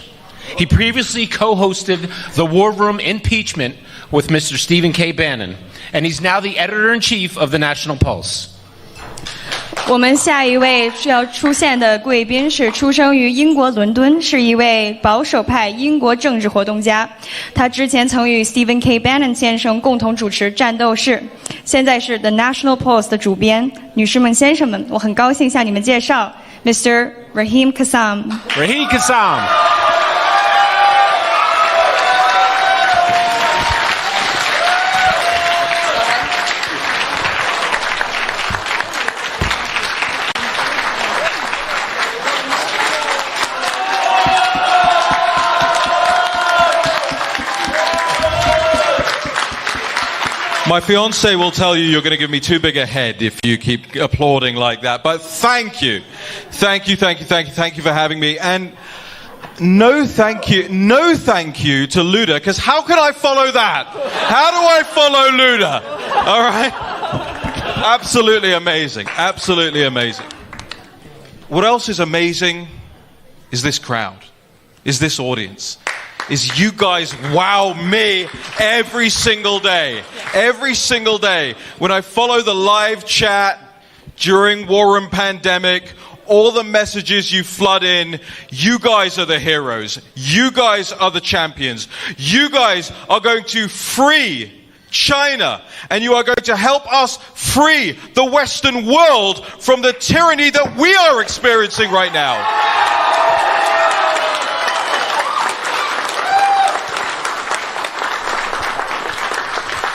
Can we take a second to think about what President Donald J. Trump said today?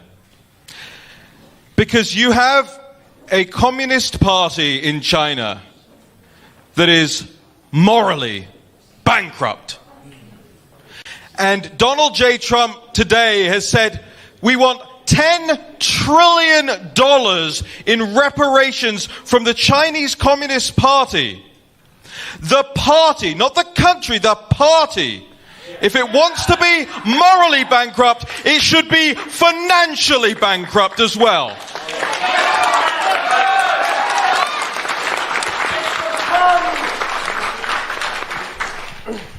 One of the things that really interests me about the narrative that we get from the mainstream media at the moment is, have you guys seen this? The hashtag Stop Asian Hate. You seen this? Hashtag Stop Asian Hate. And the charge is, of course, that white supremacists are beating up Asian Americans on the streets every day. That's the charge. That's the claim.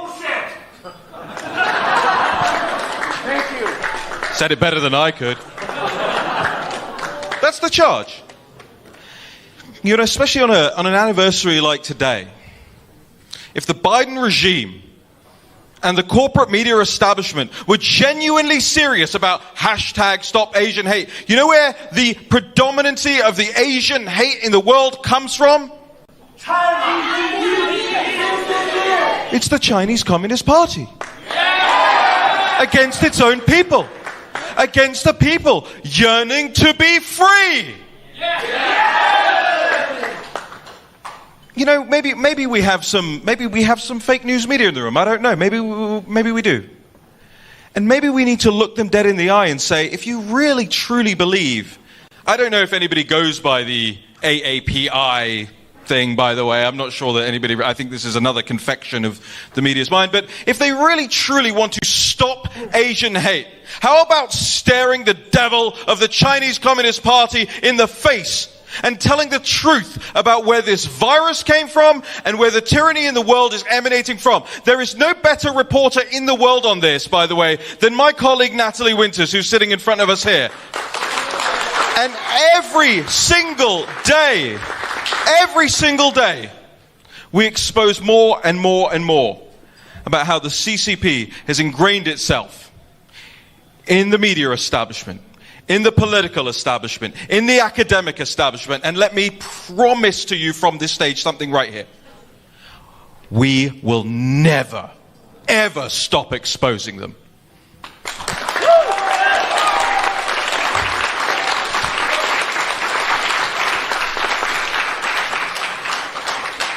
You know who is propagating Asian hate and who is racist?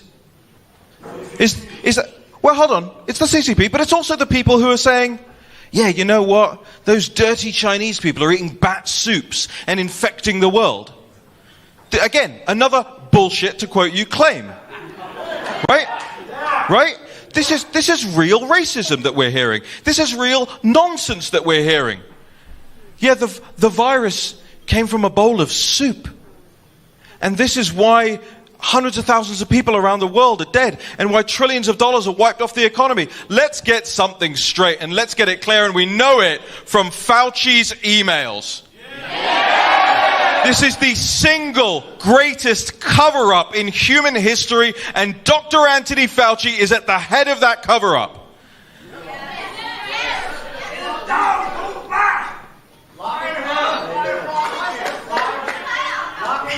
I love the audience engagement. I have 0 minutes left. So I will leave you with this one thing. It's perfect timing, by the way. I will leave you with this one thing.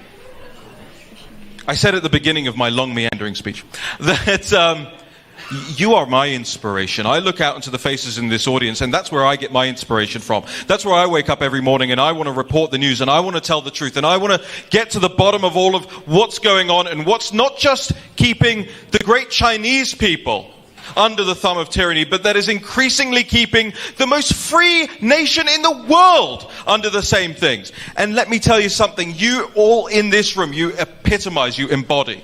And I say this as a Brit, so I'm not being an American jingoist here. You embody the 1776 spirit. What you're doing in this room is the same thing that the founding fathers of the United States did. You embody the Blitz spirit. What my fellow countrymen did to beat off the National Socialist Party of Germany. And given who one of our next speakers is, I want to say this, given how sacred a ground we are standing on right now, you embody the Giuliani spirit.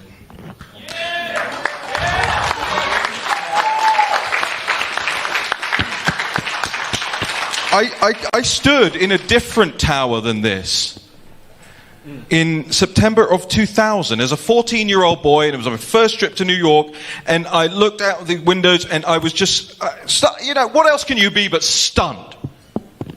And what else could you be but shocked and disgusted than what happened a year later?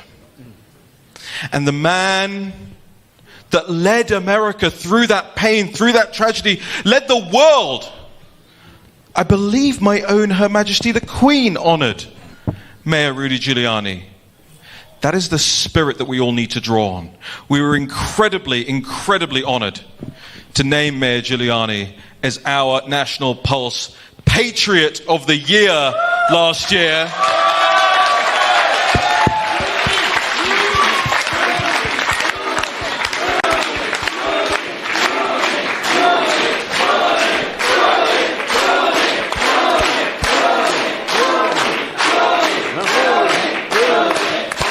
And let me tell you something, Mayor Giuliani, you keep up the way you are, you will be the first person to get it 2 years running.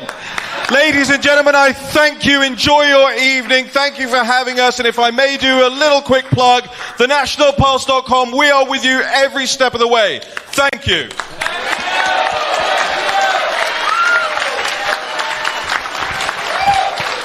Thank you so much, Raheem.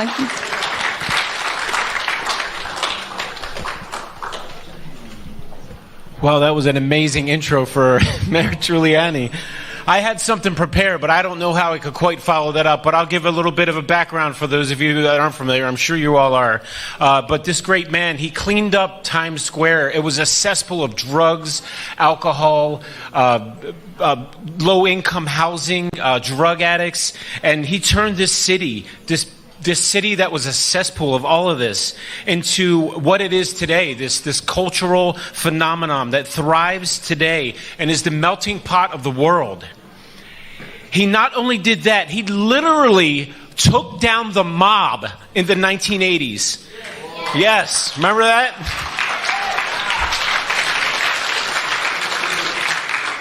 As the U.S. Attorney General for the Southern District of New York, he is an attorney, and he has served at the United States Associate Attorney General. Ladies and gentlemen, please put your hands together for Mr. Rudy Giuliani. Sorry. 这位伟人在90年代中期，在担任纽约市市长期间，把原来的脏乱城市改造成了一座辉煌的城市。这座城市也是今天依然作为世界文化中心的一个起点，也是我们现在所在的城市。他不仅做到了，他还从根本上取缔了黑社会组织。他是一名律师，并曾担任美国副总监检察长。女士们、先生们，让我们向尊敬的 Rudy Giuliani 先生表示热烈的欢迎。Thank you, Mayor. Thank you. Thank you very much. Thank you. Well, to the chairman, Mr. Luda, and to all of you who are here who support the new federal state of China, and particularly to Dr. Yan, who have gotten to know very, very well, and Steve Bannon, who is really the spearhead for so much of this. Thank you very much for inviting me. This is a very special place for me. I've only come here 4 or 5 times since September 11th. I think I've been in this building 3 times, and I've been in the museum 3 times. I don't like to come here. I don't like to come here because it brings back too many memories. But I can't think of a better organization, a better group of people, a better thing to talk about than the liberation of the Chinese people, than at a place in which our country underwent the worst domestic attack in its history by a group of insane people who wanted to conquer us. They wanted to destroy our financial institutions, our political institutions, and they wanted to destroy our spirit. They wanted to break it. They wanted to break our spirit to show that the Islamic hegemony should exist over the whole world. And the strength and the spirit of the people of New York and America won that larger battle because they didn't achieve what they wanted to achieve. They didn't come here just to blow up the buildings that we hear, or the Pentagon, or possibly Congress or the White House. They came here to break America. And because America came together, they couldn't do it. I'm here at a very different time now. I'm here at a very, I think, dangerous time in the history of my country. I'm here at a time unlike any I've ever lived through, in which I believe that if we stay on the present course that we're on, and we don't substantially interrupt it and reverse it, the republic, the democracy, the freedoms that we've enjoyed for so long will not be permanent. Because I think that the things that we're undergoing, we see them as separate things. So, for example, at the beginning of the pandemic, which, by the way, should now be called the Fauci pandemic, I don't want you to ever, and last year I said I never referred to the virus. I call it the CCP virus. And I do that because it's not the Chinese people. They didn't want to send that virus to us. In fact, they suffer more from the Chinese Communist Party than anybody else. But it is, it's a lesson that I learned, and it's a lesson I wrote about in my book. If you cannot identify your enemy correctly, you can't defeat them. It's the reason why Obama could never really defeat ISIS, because he never could say Islamic extremist terrorism. It wasn't until we could say the word Nazi that we were able to defeat them. And it wasn't until Ronald Reagan could say the word Soviet communism that we could defeat them. Well, we have to be able to say the word Chinese Communist Party. We have to be able to say it.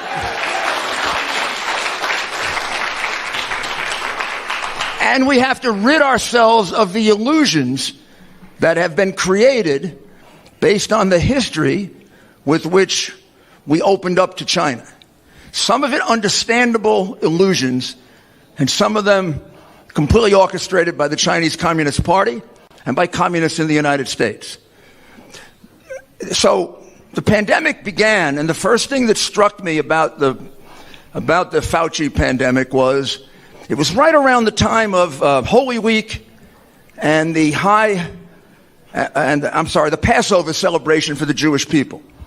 So these are very, very extraordinarily religious days in America. For Christians, Catholics particularly, there are a whole group of Catholics that only go to church on Easter and Good Friday and Christmas. And that's not good, but it's better than not going to church at all, right? And for the Jewish people, Passover is an ancient, probably most critical holiday where they celebrate their passing over from the angel of death. Both of those were done away with by our government. And the first thing that occurred to me, because I'm a lawyer, was, didn't somebody read the First Amendment, which says that the government cannot interfere with the free exercise of religion? Well, they didn't interfere with it. They wiped it out. And here's what worried me even more. Our people went along like sheep to the slaughter. Nobody complained. Nobody got upset. Nobody said, well, maybe we should be able to have some kind of services, or we have to exclude everybody, or, I mean, liquor stores were open, but not churches. Critical functions took place, but not the worship of God. That's not a critical function. That'd be news to our founding fathers, by the way. That's why they put it in the First Amendment. That's why most of them came here. Most of them came here because they didn't want to be under the Church of England. They wanted to have their own religion. All of a sudden, it becomes sort of a secondary right. And that's been going on for a long time, right? We've been sort of taking God out of America. We've been taking God out of the public square. The intellectual elite that live at the top of the New York Times, I've met them a few times. They're really very unimpressive people. But, they think anybody believes in God is stupid. They're not like really brilliant like they are. When you consider that I worked for a president and learned this lesson from him, it worked really well for me when I was mayor. I worked for President Reagan, and President Reagan was asked, did he read the Times? And he said, no, just the editorial page. And they asked him why. He said, well, because I just do the opposite. I read it, and I do the opposite of what they say. Because if everybody else was doing what they say and followed it, and look where we are. Well, I did the same thing as mayor. I do the opposite of what they say because they live in an ivory tower and they really don't see the world that we're in, and God's not important to that world. Well, once we got rid of God, then all of a sudden we had governors making dictates. I don't know, I live in a country in which they pass laws. The presidents don't dictate. They don't say you must be 6 feet apart, or you must be 10 feet apart, or you got to wear a mask, or I always thought in America that got done by the people through their legislative and elected representatives, but they were just cast aside. And then something happened that I predicted would happen. There's something about socialism, before we even get to communism, that always results in dictatorship. It always results in a single person ruling. It's really because everybody else has given up everything and they have to depend on one person. Well, you could see that. You could see what I call the dictatorial instinct of socialists in Governor Newsom, in Governor Whitmer, in Governor Cuomo. Just give them a little opportunity to exercise authority, and they are going to slam down on you. Arresting people in handcuffs for not wearing a mask? Looked a little like Berlin in the 1930s, huh? Mayor in my city said he was going to get all the Jewish people because they were congregating too close together. The same day he did that, he was in a picture with the teachers' union with no masks on, congregating together. Not only are they dictators, but they're phony, hypocritical dictators. Gosh, sounds like the leaders of the CCP, doesn't it? Very, very similar, right? I mean, they all live on very meager income, right? They're all very poor. Or at least they're no richer than the average citizen, right? Right. No, just the opposite. But it's just the opposite here, too. And then all of a sudden, something happened that I never thought I would ever see in my country. Ever. Massive censorship I defy you to give me a time in American history in which so much speech has been cut off. I don't remember it. I don't even think George III cut off that much speech. Well, there wasn't as much speech then to cut off, I guess. But just think about it. It started with the hard drive, I think, right? Well, what's the hard drive? The hard drive is Hunter Biden's computer. It doesn't come from Russia. It's not in, I didn't have to translate it. It's not in Russian. I don't know any Russian agents to give it to me, although I was accused of being a Russian agent, but I don't even know any. And by the way, if they gave it to me and it contained relevant evidence, I'd use it. I dealt with murderers, horrible people, in order to put horrible people in jail. Where do you think you get evidence about horrible people? From other horrible people. Well, so how about we listen to the hard drive? You listen to it. I spent probably the most interesting and I don't know if it's productive, but certainly one of the most interesting parts of my life as a prosecutor. I can't even quantify you the number of crimes that are listed there. I mean, you can't go through 3 days without a crime being committed by one of the Bidens. They're basically a crime family. They started 30 years ago selling his office for little money, then big money, and then when he became vice president, there's a pattern to it. Every time Obama named him a point man, he failed to do what he was supposed to do, and the family made millions. So the first one was in Iraq. They sent him to Iraq to negotiate a status of forces agreement. Of course, he failed. We didn't get a status of forces agreement. Resulted in thousands and thousands of people being killed by the Iranians. Soleimani, the guy that Biden didn't want to kill, remember? And it resulted in James Biden being made a one-third partner in a $1.5 billion real estate deal in Iraq. Nobody even thinks about that. A $1.5 billion real estate deal in Iraq while he's the point man and screws up. Gee, did one thing affect the other? I don't know. Well, Ukraine, I don't have to tell you about. He sent to the Ukraine to do two things. He's supposed to help push Russia back, and he's supposed to help end corruption in Ukraine. Instead, Russia doesn't move because basically he and Obama won't give them guns. They want them to fight with slingshots. And he does nothing for corruption except add to it. However, the Biden crime family comes out with, I don't know how much. The minimum would be about 5 or 6 million. The maximum could be 15 million. But it's a lot of millions from the oligarch who's one of the crookedest guys in Ukraine. And if you believe that money was intended for Hunter Biden, you're stupid.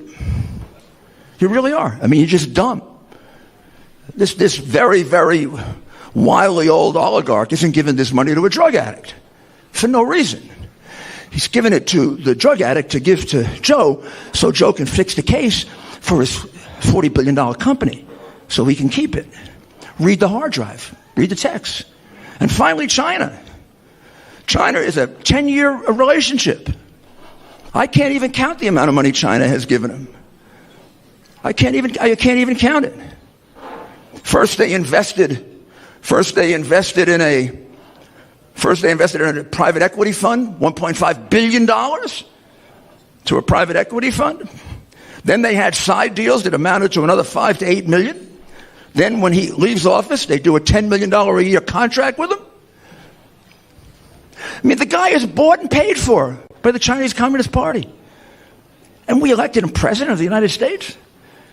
But we got to recognize this. We've got to understand it. And we also have to understand the things I'm telling you about are not disconnected. They're part of a pattern. The pattern goes back 150 years. You can read it in Marx, or you can read it in Lenin, Mao. You can read some of it in Saul Alinsky, the American communist.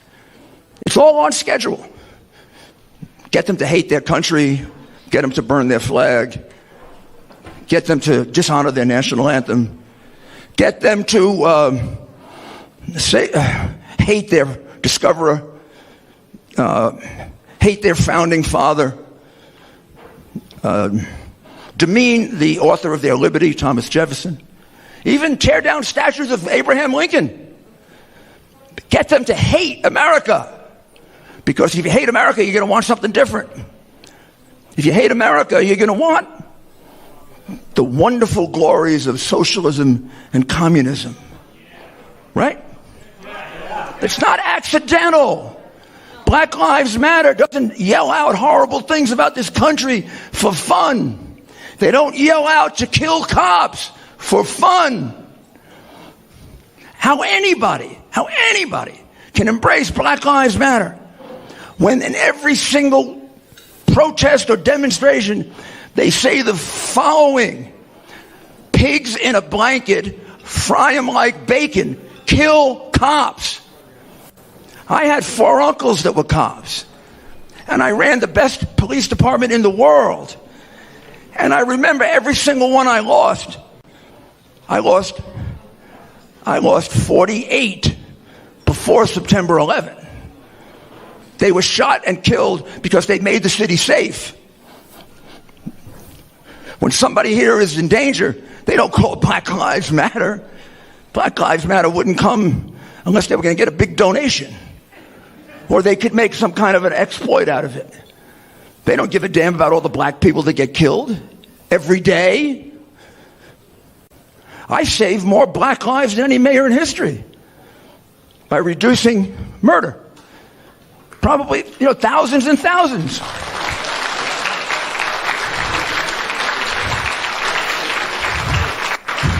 We have to educate the American people as they confront each one of these different situations, that it goes back to a schedule, a plan.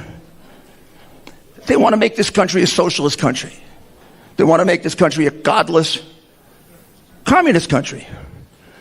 And what nation in the world benefits the most from that? The Communist Party of China. They probably read the words of Hamilton and Madison, repeated in the 50s and 60s about Russian communism. And the words were that America really can't be defeated from outside. And there are some Chinese communists who maybe think they can defeat us militarily or economically. They're sure trying hard, right? They set 2048 as the date that they're going to surpass us.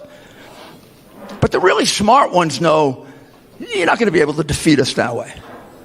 But you can get us to defeat ourselves, and doing a damn good job of that right now. We're defeating ourselves because we're not organizing. We're not pointing out every one of the times they take away our rights and screaming like hell and going to court when we have to and fighting back. We're not making the connections. Like, it took a year to recognize that it was the Chinese Communist Party that spread the CCP virus. It wasn't some wet market that doesn't sell bats in a part of China that doesn't have bats. Right? Where were the bats in Wuhan? They're only in one place. Dr. Yen, where were the bats in Wuhan? In Wuhan? They were in the laboratory. They're in the laboratory. Do we need an investigation to figure out where it came from? They were in the laboratory. They weren't in the wet market. And it was covered up because the CCP has an unbelievably strong network of Americans who sometimes without knowing and sometimes deliberately and usually for money work with them and protect them and cover up for them. And some of them are in high office. if Joe Biden were to really go after China, China would sue him for all the money they gave him. I mean, let's face it, Biden's not the only American politician they've bought. There are plenty more. And businesses and tech companies. We've got to stand up to that. We have got to point that out. We can't allow our people to be blind any longer. This is a Chinese Communist Party conspiracy to erode and destroy their only real rival in the world, the United States of America. And we're not going to let them do it. The new federal state of China, what you're doing here today, this is exactly what we have to do. Precisely what we have to do. We've got to stand up to them, and we've got to speak out. And if they want to censor them, we've got to tell them to go to hell.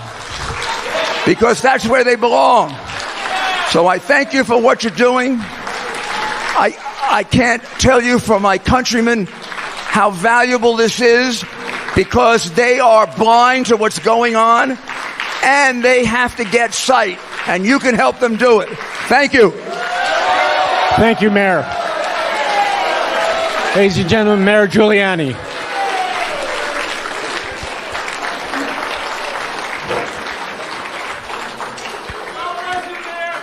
God bless you, that's right. So, as you all can tell right now, I don't have my co-host Ada with me, who obviously speaks Mandarin, but the good news is our next guest does. Jack Posobiec is going to join us up on stage now. I guess he could do his own intro. I can just give you a little bit about Jack, and he can tell you the rest in Mandarin. I learned in the back that Jack speaks fluent Mandarin. He's a political activist, news correspondent, television host, and journalist.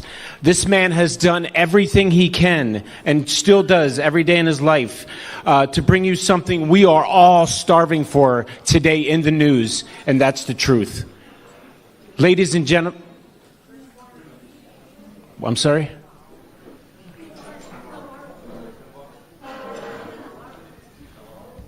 Okay. Jack, enjoy your dumpling. I promise we'll get to you. Thank you.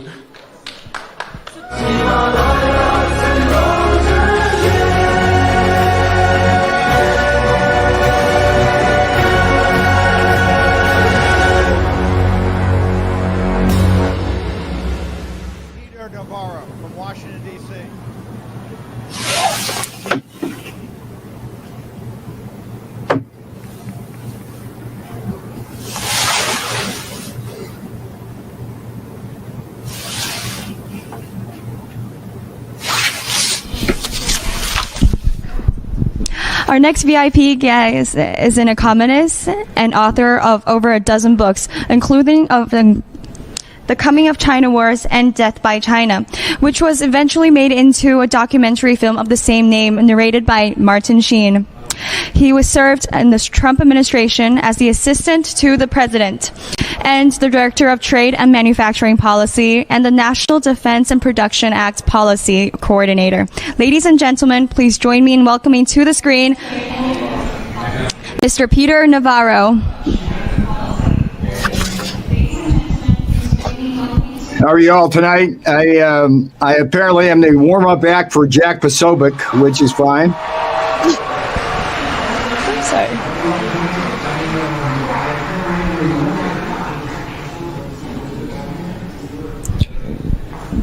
So I come tonight to praise two men, one Chinese and one American. I also come tonight to damn two men, one Chinese man, one American man. The two men I want to praise tonight are Miles Guo and Stephen K. Bannon. Miles Guo, the man from China. I love Miles. I've had the chance to meet him a number of times. And to me, Miles is a great patriot, obviously, for China. He reminds me a lot of Donald J. Trump here in America. Miles is a billionaire, but he also has great empathy for old 100 names. Here in America, it's the blue-collar deplorables. In China, it's old 100 names. So we all want to thank Miles Guo, give him a hand if you want, for everything he does for China and the Chinese people. And in Lao Beijing. The American man I want to praise is Stephen K. Bannon. I met Steve not far from where you're sitting there in New York in August of 2016 when he came to the Trump campaign at a difficult time. And together, Donald Trump and Steve Bannon were able to go to the home stretch and pull off the greatest presidential election victory in American history. And Steve, like Donald Trump, all he cares about is the mission and the American people, the blue-collar strivers, and he has done a great job supporting both America and helping Miles Guo with take down the CCP. Now, the two men I want to damn tonight, one Chinese, one American. I'm going to start with the American. The man I want to damn tonight is Dr. Anthony Fauci. I'm sitting here with a picture of the Wuhan Institute of Virology. This is the house that Dr. Anthony Fauci built. Dr. Anthony Fauci is a top-level government official in the National Institutes of Health. And what Tony Fauci did was provide American taxpayer dollars to fund research in this lab. What Tony Fauci did was allow the weaponization of viruses to create the pandemic using something called gain of function. The person who likely brought the virus to this lab was the so-called Bat Lady of China, Xi Jinping. 1,000 miles away in Yunnan province, she brought horseshoe bats to this Wuhan Institute of Virology.